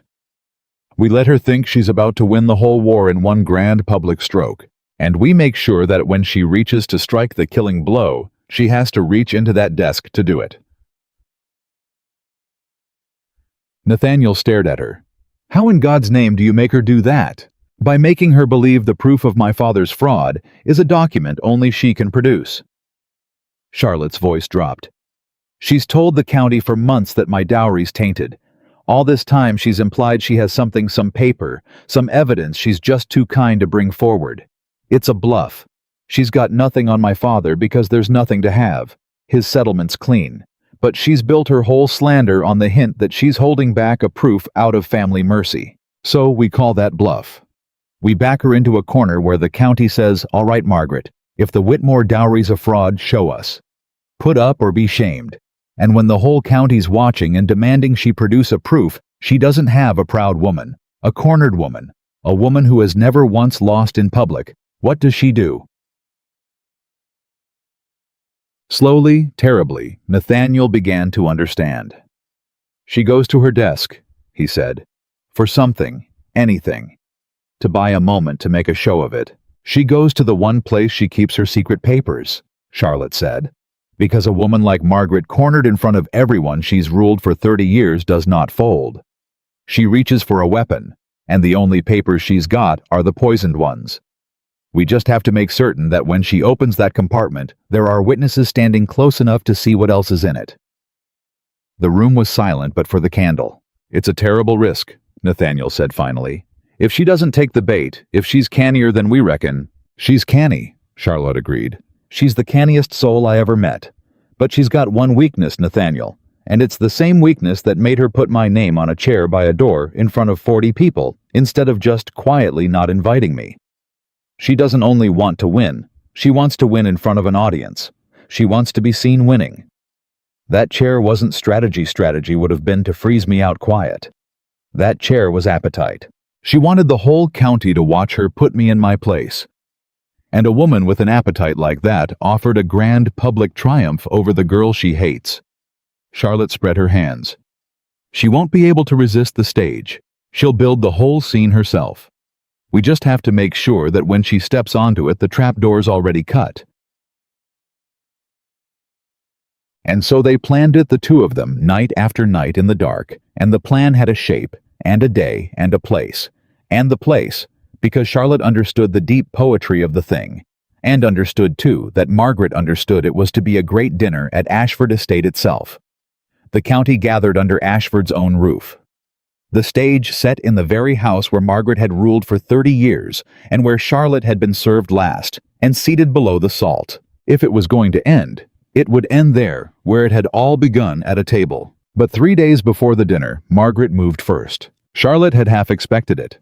A woman who'd survived 30 years by never being surprised did not sit quiet while the board rearranged around her, and Charlotte had felt all that final week a change in the air of the house, a watchfulness coming off Margaret, like cold off a window pane. Something had reached her.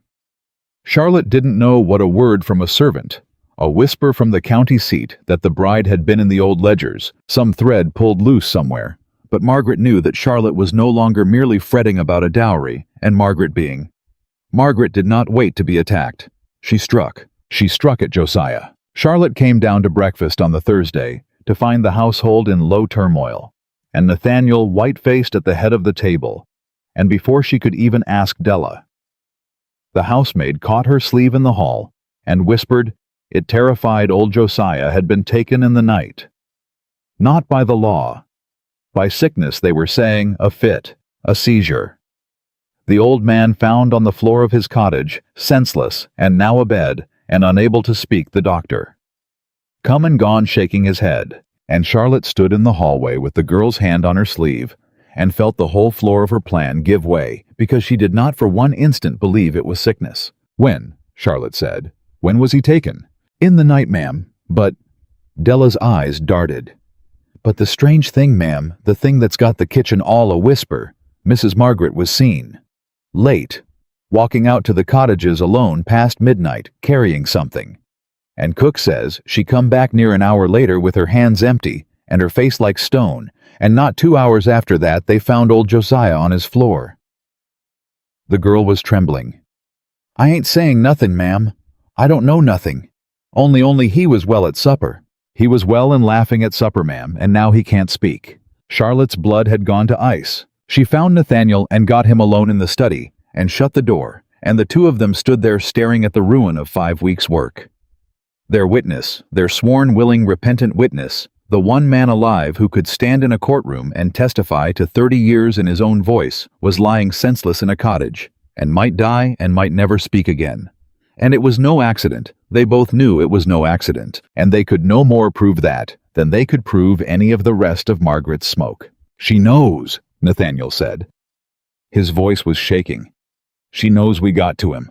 She knows he talked. My God, Charlotte, if she'd do that to a sick old man who served her 30 years, what won't she? He stopped. His eyes found hers, and the fear in them was not for himself. You. If she'd silence Josiah, she'll... Charlotte, you're the one who's got it all now. You're the one who can put the pieces together. If Josiah's dangerous to her lying in a bed, what are you? We have to stop, tonight. We call it off. We take you to your father's. We get you 3 counties away from that woman. No. Charlotte. No, Nathaniel, listen to me. She took his face in her hands hard, forcing him to hold still, forcing his eyes to hers. She just made the worst mistake of 30 years, and I need you to see it before your fear runs off with you. She panicked. Do you understand what that means? For 30 years, that woman has never once panicked, never once moved, except slow and quiet and deniable. And last night, she walked out to a cottage past midnight where cook could see her, and did something to an old man, and came back with stone on her face. That's not the Margaret who set my name on a chair so gently, the county half thought it kindness. That's a frightened woman. We frightened her. We got close enough to the fire that she burned herself reaching to cover it. And a frightened Margaret is a Margaret who makes mistakes like being seen. Like leaving cook a story to tell. Like turning half her own kitchen against her in a single night. Because there is not one servant in this house this morning who believes old Josiah took a natural fit. And they are all of them right now more afraid of her and more sick of her than they have ever been in their lives. Nathaniel stared at her. You want to go forward, he said. After that, you want to still. I want to go forward because of that. Charlotte's voice was fierce and low. Josiah gave me the map before she got to him. I don't need him standing in a courtroom to know where the ledger is or what's in it. I have the public filings. I have Tidewater. I have the Sewell name on the founding. I have 11 loans traced to the pool. And now I have a house full of servants who watched that woman walk out to murder the truth in the night, and who will remember which way the wind's blowing when the day comes. She didn't silence a witness last night, Nathaniel. She made 40 new ones. Charlotte's grip tightened. The dinner goes forward. 3 days. We do not change one thing except this: we do it faster, and we do it harder. And we do not give her one more night to catch her breath and go quiet again. She's off her balance now. We keep her there. We do not let that woman find her footing again until she's standing in front of the whole county with that ledger open in her hand. And Nathaniel Ashford looked at his wife, at the girl they'd tried to seat by a door standing in his study with a dying old man's confession sewn into her memory and a house full of frightened witnesses at her back, and no more fear in her face than there'd been that first night, and he stopped arguing. He nodded. And something in him settled into place beside her, final and certain, a man who had chosen his side of a war and would not now be moved off it. "All right," he said, faster and harder. "Tell me what you need." The 3 days were the longest of Charlotte's life. She spent them in the open now. No more pretense. She judged that the time for the fretful bride mask was past, that Margaret already knew the game, and that continuing to play frightened would only give the woman confidence. So she moved through the house like a mistress giving orders that were for the first time obeyed, because the servants had chosen in the way servants do without a word ever spoken, and they had not chosen Margaret. She had Della carry messages to the county seat and to her father, and quietly to a certain magistrate named Judge Everett Hale, the same Hale whose card had sat at the Calvert table, an honest man by every account Charlotte could gather, and no friend of Margaret's, and the one official in 3 counties, whose presence at a dinner could turn a scene into a legal reckoning. She invited him herself in her own hand, and she told him in the letter only that the Ashford family had a matter of grave impropriety to bring into the light, that it concerned the estate's accounts, and a fraud of long standing, and that she would be in his debt if he would attend the dinner as a magistrate and not merely a guest, and hold himself ready to hear testimony and take evidence into custody should the evening require it. It was a bold letter, and a risk. If Hale carried it to Margaret, all was lost. But Charlotte had learned to read men as well as ledgers, and she had judged Everett Hale rightly. He wrote back a single line: "I will come, and I will bring my clerk and my seal. E.H." And Margaret all those 3 days did the most frightening thing of all. She went quiet. The panic of the night at the cottage seemed to have burned out of her or been mastered, and in its place came a stillness that made Charlotte's skin crawl worse than any scheming. Margaret said little at meals. She watched. She did not fight Charlotte's orders to the servants, did not object to the great dinner being planned, did not so much as raise an eyebrow when she learned Judge Hale was to attend. She simply moved through the house, pale and composed, and terribly, terribly calm. And once, only once, Charlotte caught her at the door of her writing room, standing with her hand on the frame, looking back over her shoulder down the hall at Charlotte, with an expression that was almost admiring. "You've done well, my dear," Margaret said quietly, the only reference she made to any of it in 3 days. "Better than I thought a girl your age could do. I underestimated you. I'll own that." A pause. "Not many do, and live to hear me say it." "Is that a threat, Margaret?" "No."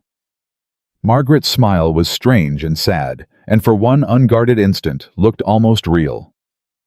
"No, child, it's a compliment. The last one you'll get from me." And she stepped into her writing room and shut the door softly, and Charlotte stood in the hall with her heart pounding, because she had just been told as plainly as Margaret was capable of telling anything that the woman knew exactly what was coming, and had decided to meet it, and that she was not whatever else going to run. The night of the dinner came. The county gathered under Ashford's roof, and it was the great mirror of that first night at the Calvert house, the same families, the same silk hum, the same governor and his wife, the same Judge Hale.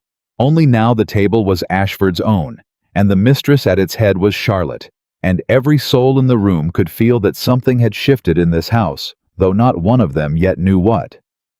Margaret moved among the guests, gracious and pale. Nathaniel stood by his wife. And in the corner, quiet, watchful, sat Everett Hale with his clerk beside him, and a leather case of blank paper and a magistrate's seal, and he caught Charlotte's eye once across the room and gave her the smallest of nods. Charlotte waited until the whole county was seated. She waited until the wine had been poured, and the first course laid, until the room was full and warm, and every family that mattered had settled in to be fed. And then, before Margaret could take the evening in whatever direction Margaret had planned, because Charlotte had learned above all never to let this woman choose the ground, Charlotte Ashford set down her glass and rose from the head of her own table and said, in a clear voice that carried to every corner of the room, "Friends, neighbors, before we go further tonight, I have something to say, and I'd be obliged if you'd hear me out, because it concerns nearly every family in this room." The silk hum died. 40 faces turned to her. For some months now, Charlotte said. "A story has traveled this county. A story about me and about my father, and about the dowry I brought to my marriage. Perhaps some of you have heard it. The story says the Whitmore settlement was tainted, that my father promised what he did not own, that I came into this family on a fraud." She let it hang. "I have been asked gently and not so gently whether it's true. Tonight in front of all of you I mean to answer it. And I mean to answer it fully, because I am tired, friends. I am so very tired of a lie that whispers. So let it speak up, and let us all look at it in the light." Bocha. And down the table, Margaret Ashford lifted her head, and for the first time all evening, she smiled. Because Charlotte had done it. Charlotte had walked out onto the stage, and to all the room could see offered Margaret exactly the public trial of the homesick bride that Margaret had spent months building toward. Charlotte watched the old certainty come flooding back into her mother-in-law's face, watched 30 years of appetite for a public victory light up behind those eyes, watched Margaret decide in that instant that the foolish girl had just handed her the very stage she'd wanted all along. "My dear Charlotte," Margaret said, rising slowly, her voice gone rich and sorrowful, and pitched to fill the room. "Since you insist, and God knows I never wished to be the one, perhaps it is kinder after all to have the truth out plainly before these good people than to let it fester another day." She turned to the room, gathering them the old master at her craft. "It grieves me to say it. It grieves me more than any of you can know. But this poor child's father is not the honest man she believes him. And I can prove it." Her eyes came back to Charlotte, and they glittered with triumph. "I have the proof. I have always had it. I kept it back out of mercy, out of love for this family, and the wish to spare an old man's name. But since my son's wife demands the light—" Margaret turned toward the door, toward the hall, toward the stairs that led up to a writing room where a candle burned past midnight, and a compartment lay hidden behind a drawer. "Then I shall fetch it, and we shall all of us read the truth together. Judge Hale, how fortunate you are here. You'll want to see this as an officer of the law." "I should be very glad to see it, ma'am," said Everett Hale quietly from his corner, and something in his tone should have warned her, but Margaret was too far gone into her triumph to hear it. She swept from the room to fetch her weapon, and Charlotte Ashford stood at the head of her table and looked at her husband, and Nathaniel looked back at her, and neither of them said a word, because there was nothing left to say. The trap was cut. The stage was set.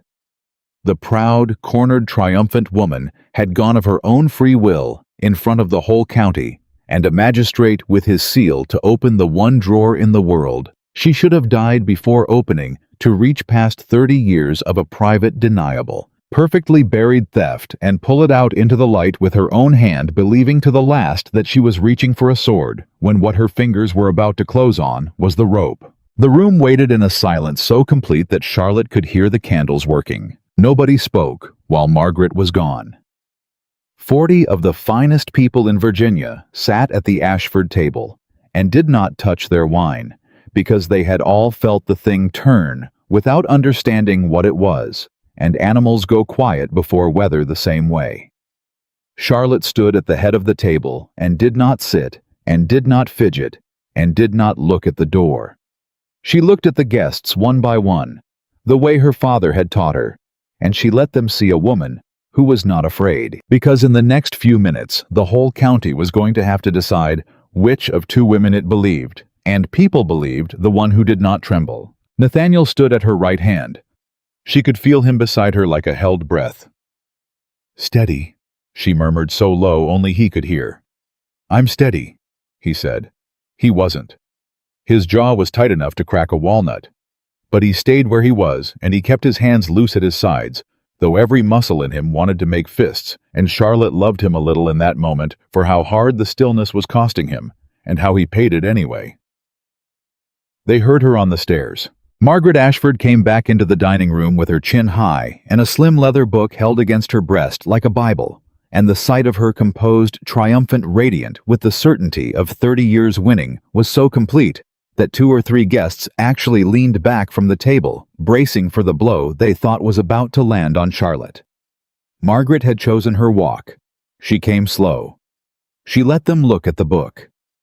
She stopped at the foot of the table, where every soul in the room could see her, and she turned the leather volume in her hands with the tenderness of a woman who has waited a long time for a particular pleasure. "I want it understood," Margaret said, and her voice filled the room sorrowful and grand, "that I take no joy in this. This family has been my whole life. I nursed my husband to his grave with these hands. I raised his son. I kept this estate whole through hard years, while others let theirs go to seed. And I would have carried this poor girl's secret to my own grave out of love for the name she married into." Her eyes found Charlotte and glittered. Had she not stood up at my own table and demanded I speak? "I did demand it," Charlotte said calmly. "I demand it still. Read it, Margaret." Charlotte. Nathaniel's voice, low warning, not at her, but a sound torn out of him. The sound of a man watching his wife walk toward a cliff on purpose. "It's all right, Nathaniel." Charlotte did not take her eyes off Margaret. "Let her read." Margaret opened the book. And here was the thing. Charlotte had gambled everything. On the thing she had lain awake 3 nights, turning over the single hinge on which the whole evening swung, that a woman as proud as Margaret, handed a public stage and a hush and 40 faces waiting, would not merely name her proof. She would perform it. She would open the book and read from it out loud to savor the moment, because a private theft buried in a Norfolk holding company gives no pleasure but a public ruin. Delivered from a leather book in front of the whole county was the very thing Margaret Ashford had traded her soul for 30 years running. And Margaret, God help her, could not resist it. "Here," she said, her finger finding a page. "Here is the record of the Whitmore settlement as it truly stands. Not the pretty story filed at the county seat. The truth of it. On the 4th of June. And she began to read, her voice ringing, and the room leaned in, and Charlotte watched her mother-in-law's face, and waited. Waited for the exact instant it would happen. It happened 3 lines in. Because the book in Margaret's hands was not a book about the Whitmores at all. There was no page in it about Charlotte's father, because Charlotte's father was an honest man, and there had never been anything to write. The book in Margaret's hands, the only book of secret papers Margaret Ashford possessed, the only ledger she kept hidden behind a false panel in her writing desk, was the second ledger. The real one.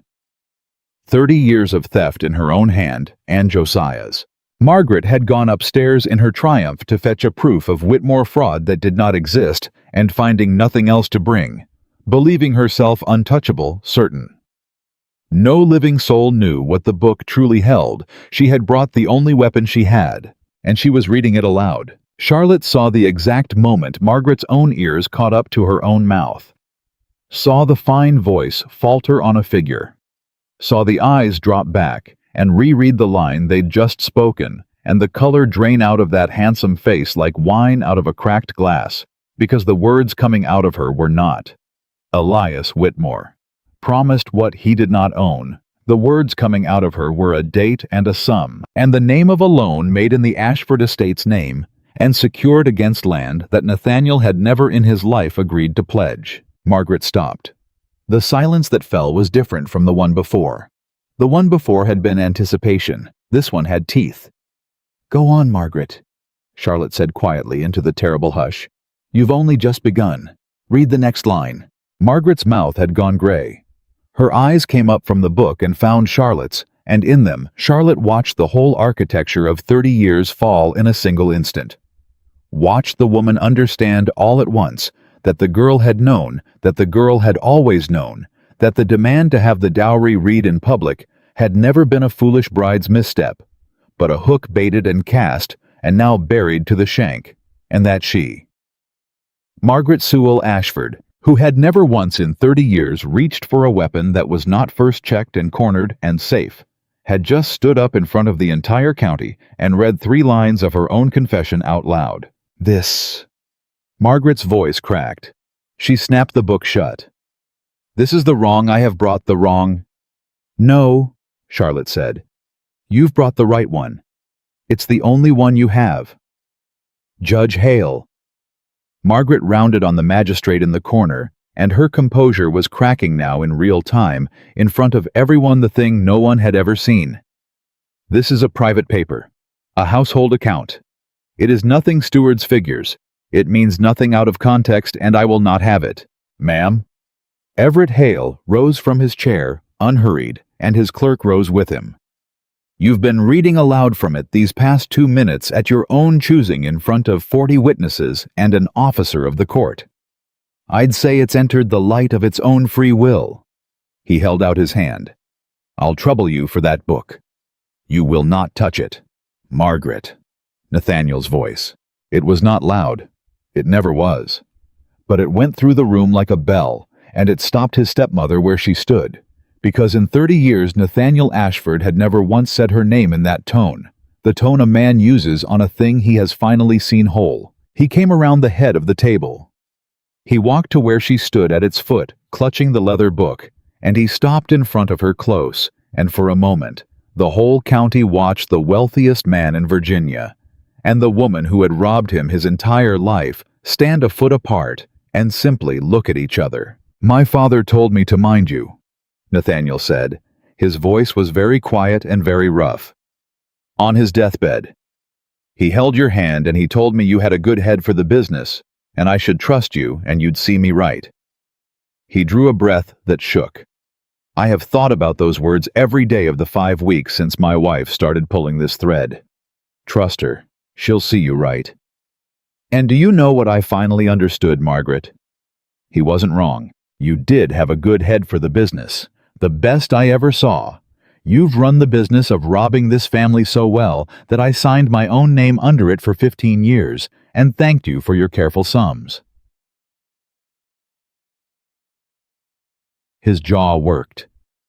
He just didn't know what business he was telling me to trust. Nathaniel. And here, Margaret did the thing Charlotte had warned him of 3 nights running in the dark. She reached for the roof. Her voice went soft, went pleading, went to the deep well of 30 real years. Nathaniel, my boy, look at me. I held you when you were a child.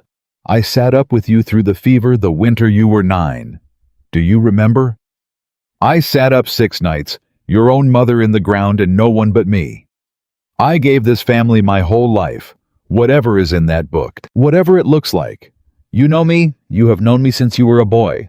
Are you going to throw all of it away, 30 years for a girl you've had 9 months on the word of a stop?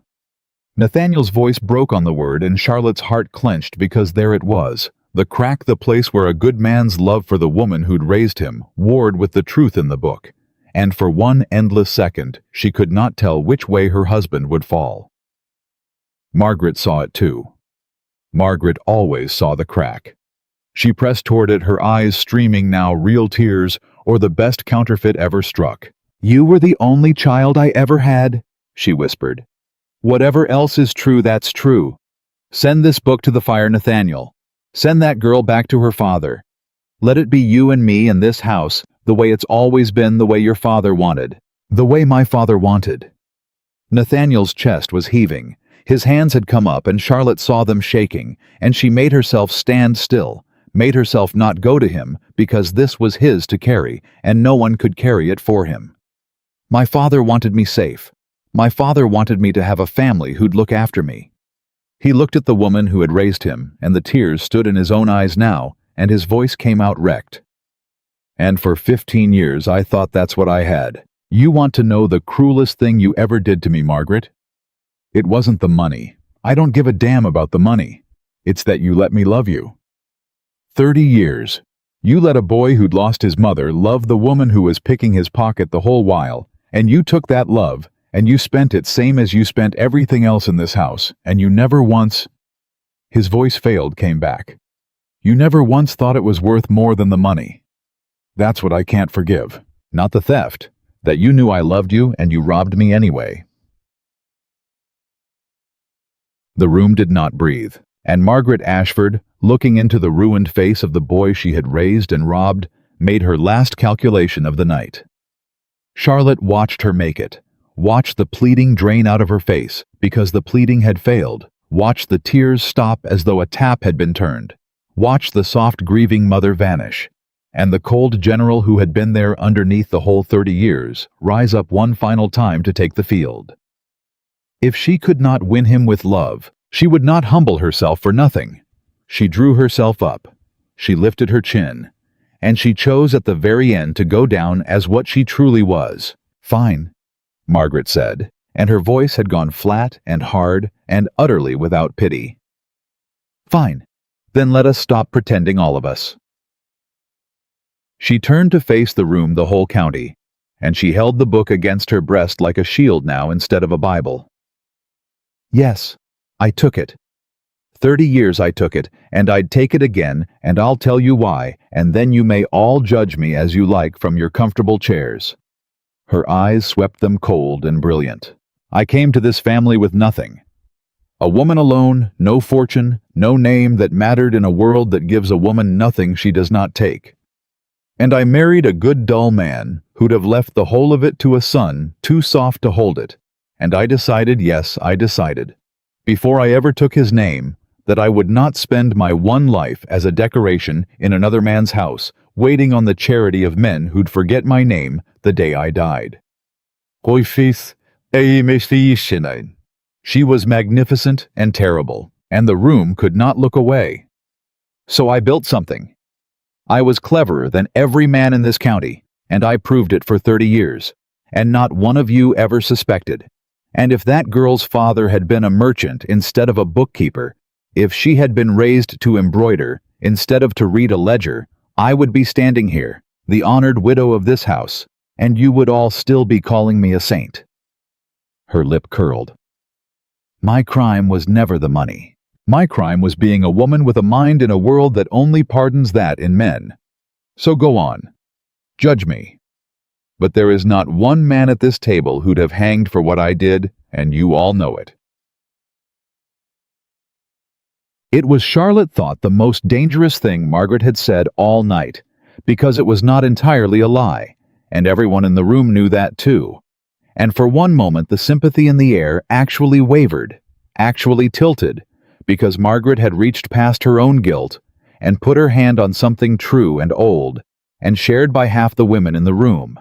And Charlotte understood that if she let that last speech stand as the final word, Margaret might yet walk out of this room a wronged and misunderstood woman in the county's memory, whatever the law did to her, that Margaret had just tried to trade a fortune's theft for a martyr's crown, and that it might work.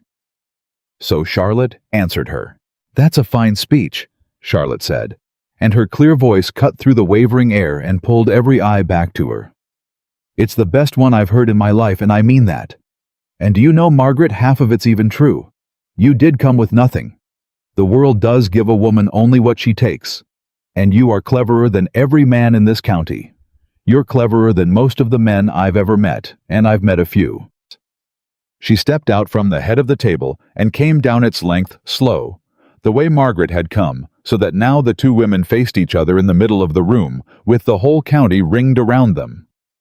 "But I am going to tell you where your speech is a lie, because you've dressed it up so fine that these good people might not see the seam, and they deserve to see it." "Charlotte," Margaret began, "you said your crime was being a woman with a mind."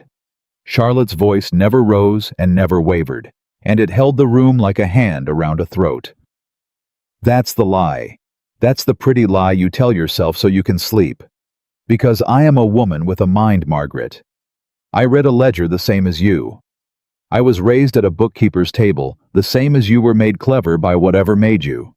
And I found every dollar you hid across 3 counties, and I traced Tidewater to Norfolk. And I found your maiden name on its founding 31 years ago, 1 year before you ever met the good dull man you married to Rob." A gasp went through the room. "And I did all of it with the same mind you're so proud of.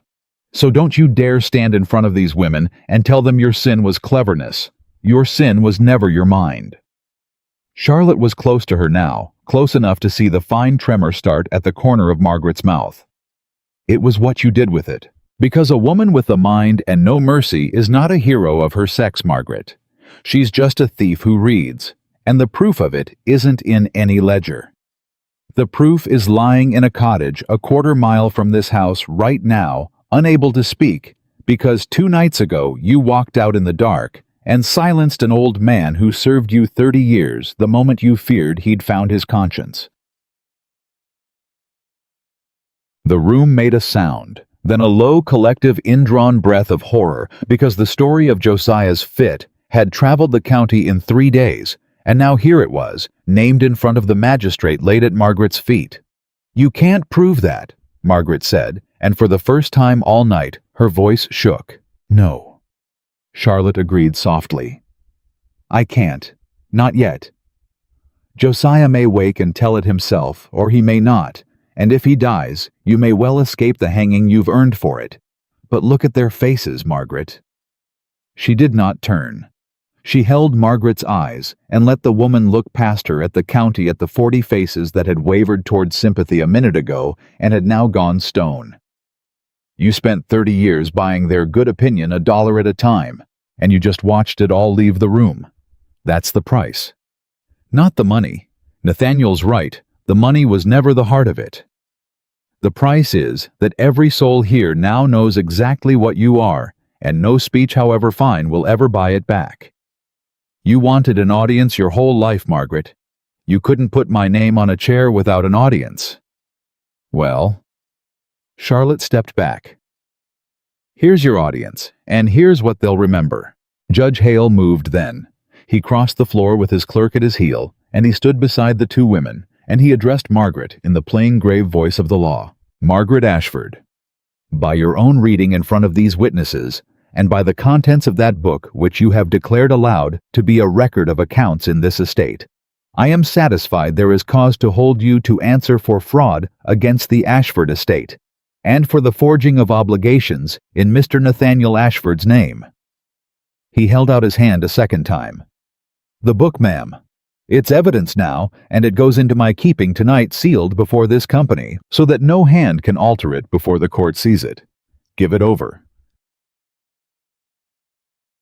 Margaret looked at the book in her arms. For a moment Charlotte thought she might throw it in the fire after all the great hearth was lit at the end of the room, and Margaret's eyes went to it, and everyone saw them go, and Nathaniel took a step.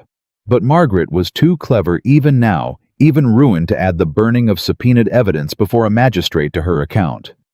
She knew the difference between a fraud, she might argue, and a crime committed in front of a judge's eyes.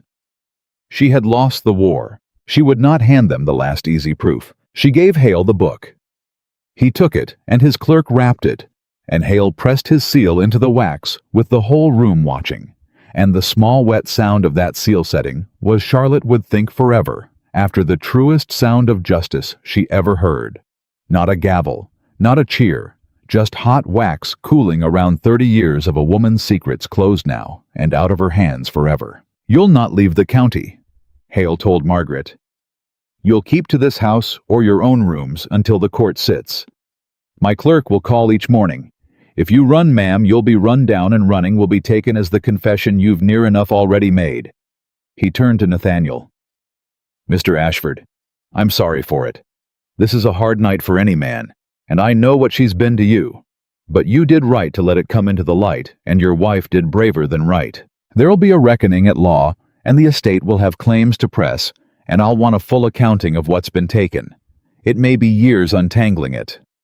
He paused, gentler. "But the taking stops tonight. That much is done." "Thank you, Judge," Nathaniel said. His voice was hollow, worn down to the wood. "I'm obliged to you for coming." And the dinner, of course, was over. There was no finishing a meal after that. The county rose from the Ashford table in a low murmur of shock, and left in ones and twos, and each of them going did a thing that mattered more than any of them understood. They stopped at the door to say a word to Charlotte. Not to Margaret, who stood alone and unattended by the cold hearth of the house she'd ruled for 30 years, a general with no more army. To Charlotte. The governor's wife took both her hands. Old Colonel Rawls, who'd carried Margaret's slander about her father into the Vane garden, came to her red-faced and stammering and begged her pardon, and Charlotte gave it because she'd learned from watching Margaret exactly how much a person poisons herself holding a grudge. Even Priscilla Vane, who had laughed behind her fan, dropped Charlotte a small frightened curtsy on her way out, and could not meet her eyes. The house emptied. The servants moved through the rooms, clearing the ruined feast, and they moved differently now. Lighter a weight gone off the whole house, and more than one of them caught Charlotte's eye as they worked, and gave her a look. She'd remember the same look the old doorman had given her that first night at the Calverts. Except that now it was not a warning. It was allegiance. The house had a mistress at last, and it knew her, and it was glad. Charlotte found Nathaniel in the library. He was sitting in the dark with no candle lit, and she came in and did not light one either. And she sat down beside him and took his hand, and for a long while neither of them said anything at all. Through the wall, faintly, they could hear the clerk of Judge Hale settling Margaret's watch for the night, the small sounds of a woman being quietly made a prisoner in her own rooms. "I keep waiting to feel it," Nathaniel said finally. "The gladness. We won, Charlotte. You did the impossible thing. You laid it all on the table. You beat her clean. And I sit here and I can't feel anything but sick." "I know. 6 nights she sat up with me when I was 9. His voice was raw. "That was real. That happened. I've turned it over all night and I can't make it not have happened.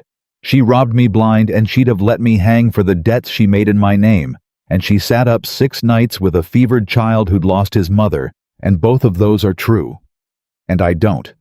Charlotte, how does a person be both of those things? How do I hate her when I can still feel her cool hand on my head from 30 years back?" Charlotte was quiet a moment. She had thought about this because she'd known this hour was coming, known that when the fight was won, the grief would be waiting behind it. "I don't think you have to hate her," she said gently. "I think that's the trap, thinking you've got to hate her to be right about her. You can grieve the woman who sat up with you and still let the law have the woman who robbed you. They're the same person, and that's the hardest thing God ever asks of anybody, to hold both. But you don't have to make her all one thing to be at peace. You only have to stop letting the 6 good nights buy her the 30 stolen years. That's all she ever traded on Nathaniel, the real good she did spent over and over to cover the theft. You can keep the good. It was yours. It was real. She can't take it back by being a thief. You just don't let it pay her debts anymore." Nathaniel turned his head toward her in the dark. "How'd you get so wise about it?" he said, "and you only 24. "Because I spent 9 months in this house learning exactly how a person can wound you with things that look like kindness," Charlotte said. "She was my teacher, same as she was yours. I just had a shorter, harder course of it." He laughed at that. A real laugh cracked and surprised out of him, the first sound of anything but grief he'd made all night. And then the laugh turned somewhere in the middle into something else. And Nathaniel Ashford put his face in his hands, and finally at long last wept. For his father and his fevered childhood, and the woman who'd been both his mother and his ruin, and the 30 years he'd walked through his own house asleep. Charlotte put her arms around him and held him while he shook, and she did not tell him to stop, and she did not tell him it was all right, because it wasn't all right, and wouldn't be for a long while. And she'd promised him once never to comfort him with lies. When it had passed, when he'd wiped his face and sat up and taken a long breath, he looked at her in the dark for a long moment. "I owe you an apology," he said. "A real one. Not sorry you told me once you didn't want sorry, that sorry costs a man nothing. So this isn't sorry. This is Charlotte. I brought you into this house, and I left you in it alone.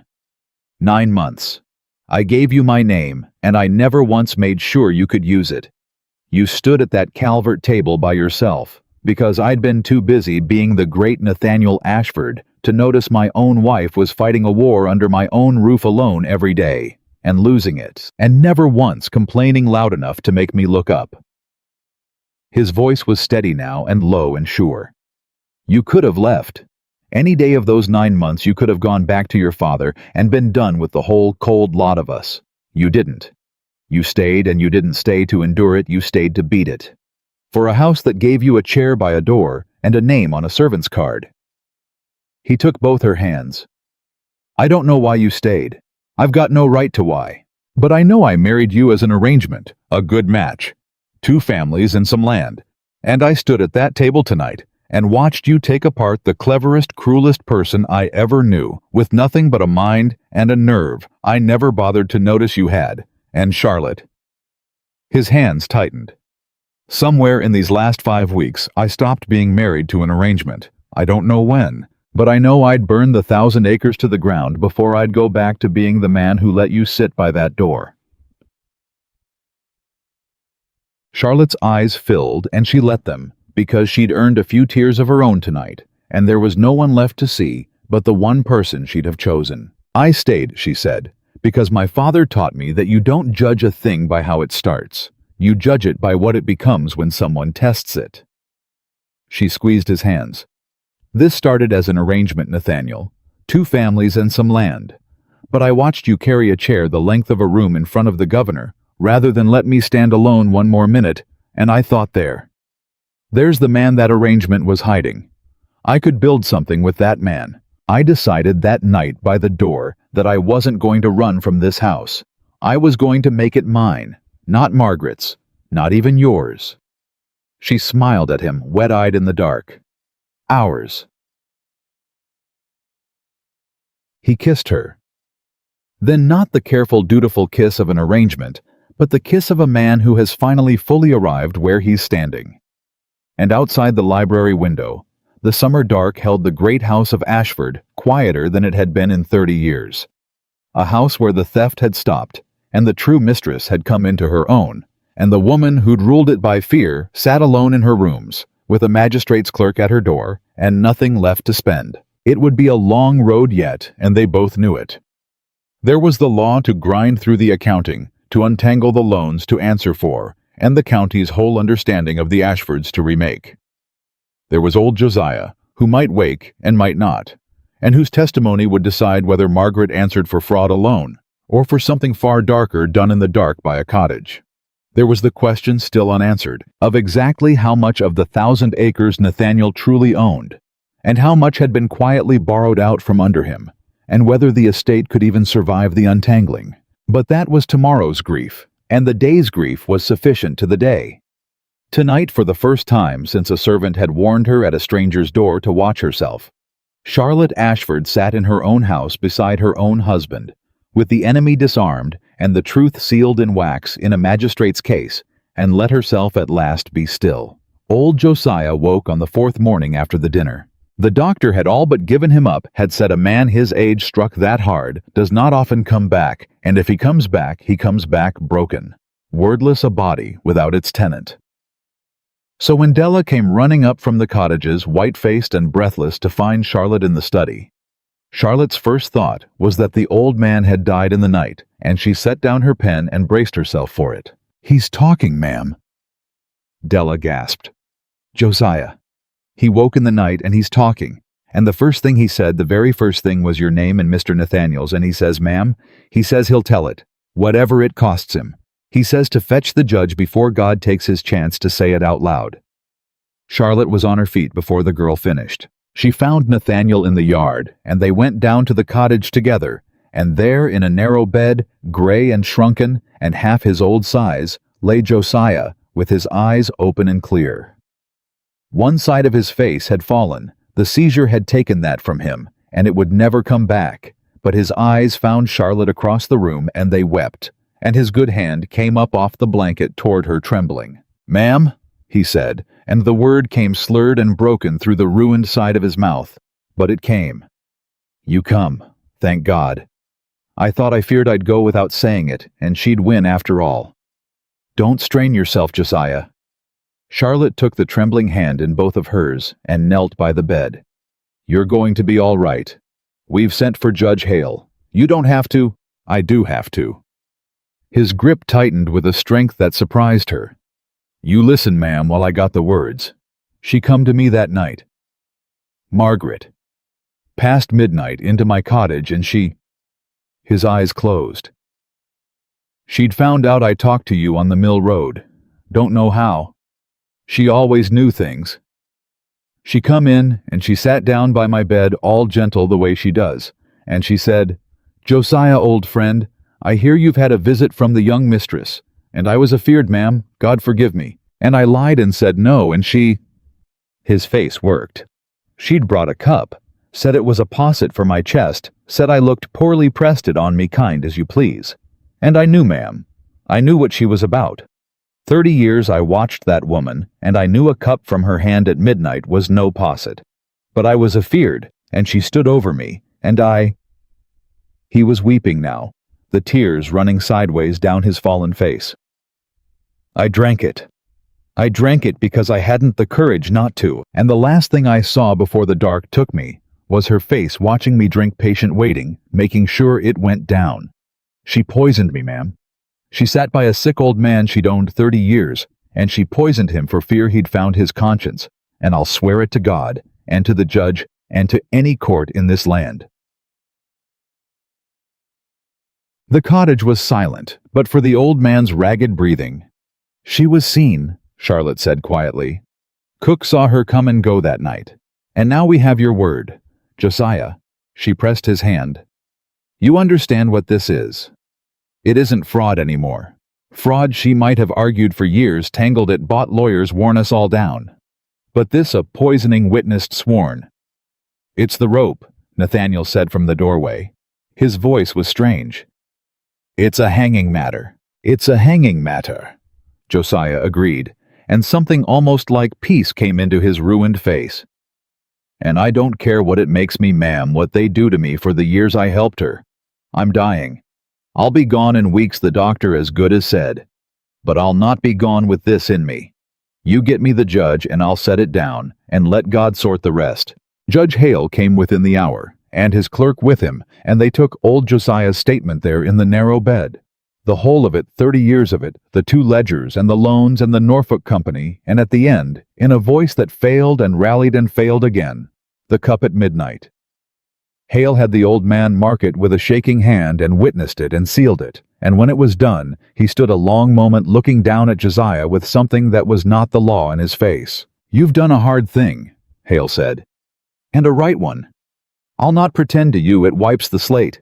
There's years here you'll answer for if God gives you the time to answer. But a man who tells the truth against his own interest at the end of his life has more honesty in him than most who never sinned at all. I'll see it remembered when the court weighs you." He put on his hat. "As for her, Mrs. Ashford's no longer a matter of debts and accountings. This changes everything." It changed everything. Charlotte had thought the dinner was the end of it, had thought the war was won when the wax cooled on the ledger. She learned in the weeks that followed that winning is not one door, but a long hall of them, and each one has to be walked through. There was the arrest, proper and formal, Margaret taken from her rooms, not by a clerk now, but by the county sheriff, and the terrible dignity with which she went straight-backed, silent, refusing to look at any of them. Refusing above all to look at Nathaniel, who stood in the hall and watched the woman who'd raised him led out of the house she'd ruled for 30 years, and did not speak because there was nothing left in the world to say to her. There was the trial, which came in the autumn, and which the whole county attended, and which Charlotte would remember all her life as the strangest triumph she ever knew, because there was no joy in it, only a grinding necessary justice. The ledger spoke. Josiah's statement spoke. The old man did not live to testify in person. He died 3 weeks before the court sat quietly in his sleep with Della holding his hand, and Charlotte's forgiveness given freely at the end. And she believed, received. But his sealed word stood, and it was enough. The county heard the whole of it, the 30 years, the theft, the forged loans that had put half of Nathaniel's inheritance in danger, and at the last, the cup at midnight. And Margaret Sewell Ashford, who had spent her life ensuring no single soul ever held more than one piece of her, sat in the dock and watched all the pieces laid on one table at last, and said nothing in her own defense. Because there was nothing to say that the ledger in her own hand did not answer. She was convicted. Of the fraud wholly. Of the poisoning, the jury was given Josiah's sworn statement, and Cook's witness, and the doctor's testimony that the old man's collapse was no natural seizure. And they weighed it, and though the evidence for the cup itself was the word of a dead man, it was a dead man who'd confessed his own crimes in the same breath, and juries know the difference between a liar and a man unburdening his soul. They convicted her of that too. She was not hanged. Charlotte had braced for it, and Nathaniel had lain awake nights over it. Whatever she'd done, she'd sat up 6 nights with a fevered child, and the thought of watching her hang was a horror. He did not know if he could survive. But the court in the end, And in some part because Nathaniel himself asked it, though asking it cost him more than the county ever knew. Sentenced her instead to imprisonment for the remainder of her natural life. Her share of any Ashford claim forfeit the Norfolk Company seized and unwound every dollar that could be traced, clawed back toward the estate she'd bled. Nathaniel went to see her once before they took her away for good. Charlotte did not go with him. It was not hers to witness, and she'd learned when to stand aside. He was gone 2 hours, and came back gray and quiet, and did not speak of it that night, or for many nights after. Only much later in the dark, in the low voices that were the language of their marriage, did he tell her what had passed. "I asked her why," he said. "Not the money. I understood the money. I asked her why she let me love her. All those years. Why she didn't just take the money cold and keep her distance. Why she had to. Why she sat up the 6 nights. Why she held my hand at my father's grave, if it was all going to be this." He was quiet a while. "You know what she said? Tell me." She said she didn't know. His voice was raw. "She sat there in that stone room, straight as ever, not one tear, and she looked at me and she said, 'I've asked myself the same thing, Nathaniel, and I don't have an answer that will comfort you.' And then she said," his breath caught. "She said maybe it wasn't all a lie. Maybe a person can rob you and love you both. And the loving doesn't cancel the robbing, nor the robbing the loving. And maybe that's the worst thing I ever did to you. Worse than the money to make you carry that. And then," she said, "go home to your wife, Nathaniel. She's the only one of us who was ever honest, and she's worth 10 of me, and I knew it the night she wouldn't sit in that chair. Go home. Don't come back here. Let me be the last thing you set down." Charlotte's throat was tight. "And did you set her down?" "I'm trying," Nathaniel said. "Every day I'm trying. Some days I do. Some days I'm 9 years old again, and I can feel her cool hand on my head, and I hate that I miss her." He turned to Charlotte in the dark. "But every one of those days I come home to you, and you were right that night in the library. I don't have to make her all one thing. I just have to stop letting the good she did pay the debt of the bad. And you know what helps me do it? Watching what you're building where she used to stand. Because she took Charlotte. 30 years all she ever did was take. And you—" "I'm not finished," Charlotte said softly, and there was something in her voice that made him go still. "There's a thing I've been meaning to tell you, about what I mean to do with this house now that it's ours." She'd been planning it since the summer, since before the trial, even in the long weeks of untangling the estate's ruined accounts. Because the untangling had shown her things, not just what Margaret had stolen, but who'd been hurt by the stealing. Those 11 loans, and the dozens more they found, had not been abstract. They'd been made in the Ashford name, to real families across 3 counties, and when Pruitt and men like him had bought the paper, they'd called those debts due, and Charlotte, tracing the money, kept finding the wreckage at the end of the trail. A widow turned off her land near Harmon's Cross to satisfy a note the Ashford estate had never truly meant to make. A farmer's family broken up and scattered. A shopkeeper ruined. Margaret's theft hadn't only bled the Ashfords. It had rolled downhill onto the smallest people in the county, and they'd never known whose hand had pushed them. "I found them," Charlotte told her husband. "The people her loans destroyed. There's a ledger of them too, Nathaniel only. I made this one myself, every family that lost something to the paper she made in your name. And I mean to pay it back. Not charity. Restoration. The estate made those debts even if we never meant to. The estate will answer for them. I want to find every family her scheme broke and make them whole, so far as money can and where money can't. Where a person lost years, or a home or a husband run off in the shame of it, then we do what we can, and we don't look away from what we can't fix." Nathaniel was quiet a long moment. "That'll cost," he said. "We're not even sure yet what's left of the 1,000 acres. Half of it might have to be sold just to answer the fraud. Then we sell it," Charlotte said simply. "Nathaniel, listen to me. That land was never the thing. Margaret spent her whole life proving that a person who worships the having of things will do anything to have them, and dies with nothing that matters. I won't build our life on the same God she died worshiping. If it takes half the acres to make right what her theft broke, then we'll be a smaller estate with a clean name and a clear conscience. And I'll take that over 1,000 acres and a graveyard of families we ruined and pretended not to see." She took his hands. "You told me once you'd burn the 1,000 acres before you'd go back to being the man who let me sit by that door. Well, here's your chance to prove it cost you something.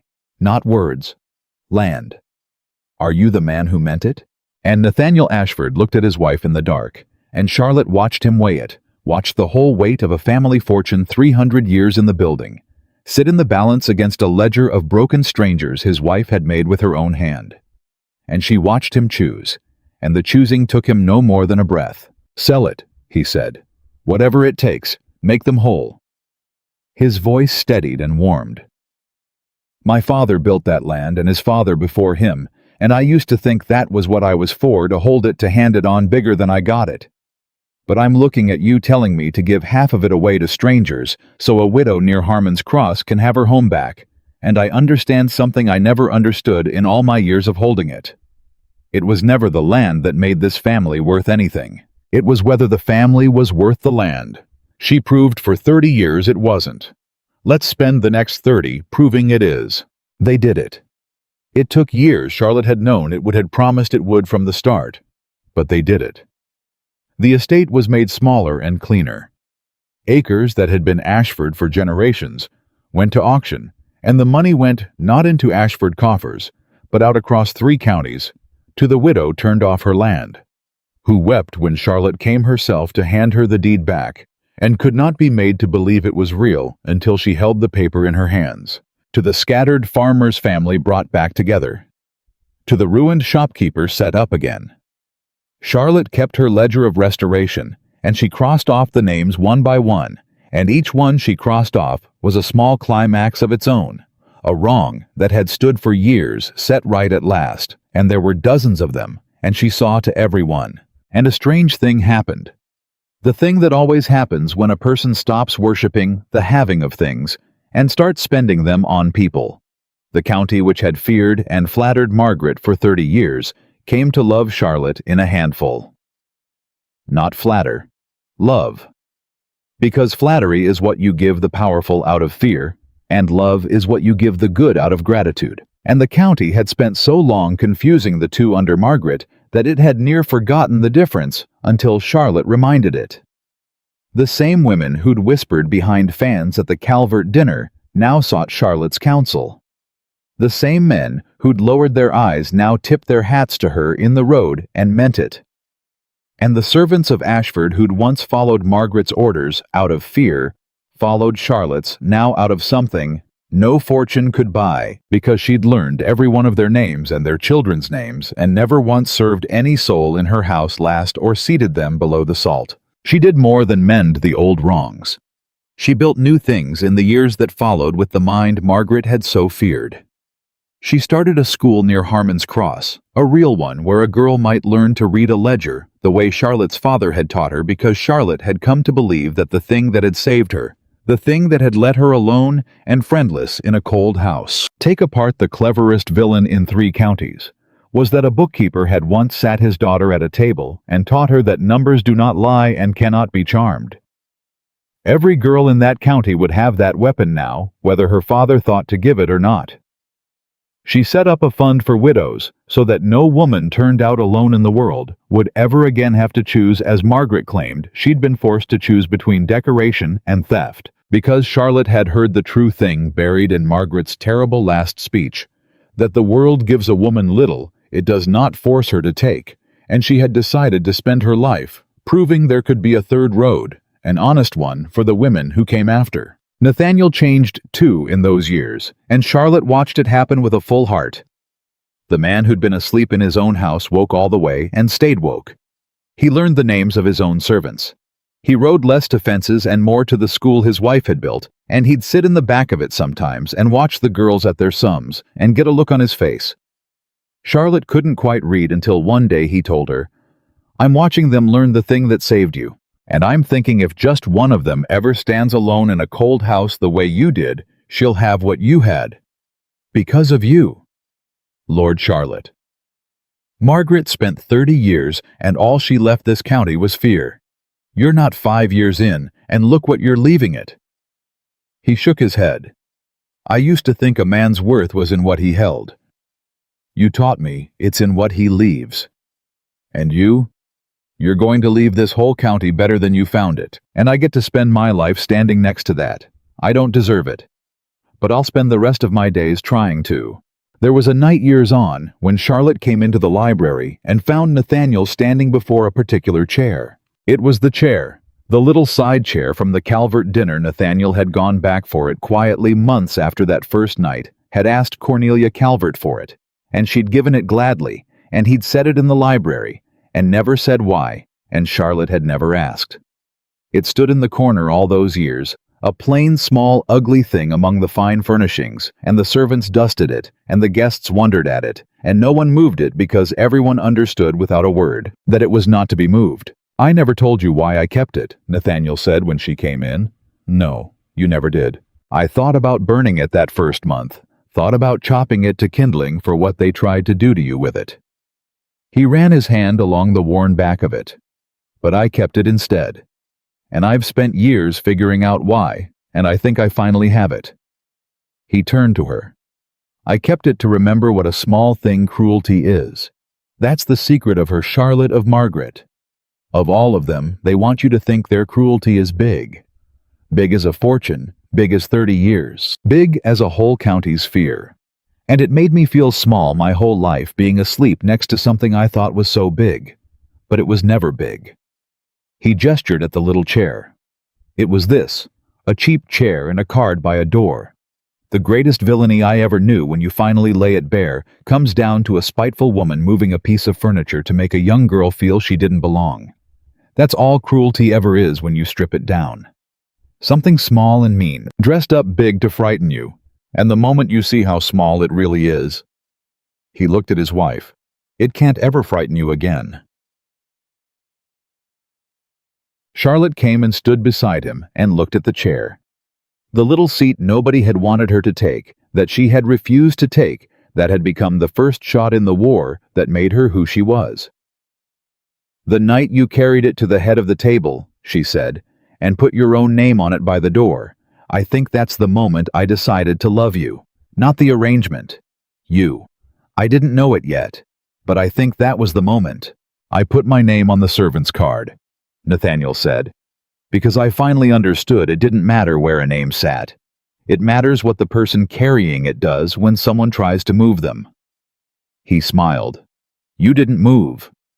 40 of the most powerful people in Virginia stood in a room and tried to move you to a chair by a door, and a girl of 24 with no diamonds and one thin necklace said no and didn't move, and it turned out that no was stronger than 1,000 acres and 30 years of fear, and the cleverest woman in 3 counties. He took her hand. You want to know the truest thing I know after all of it? A person's worth was never decided by where somebody chose to seat them.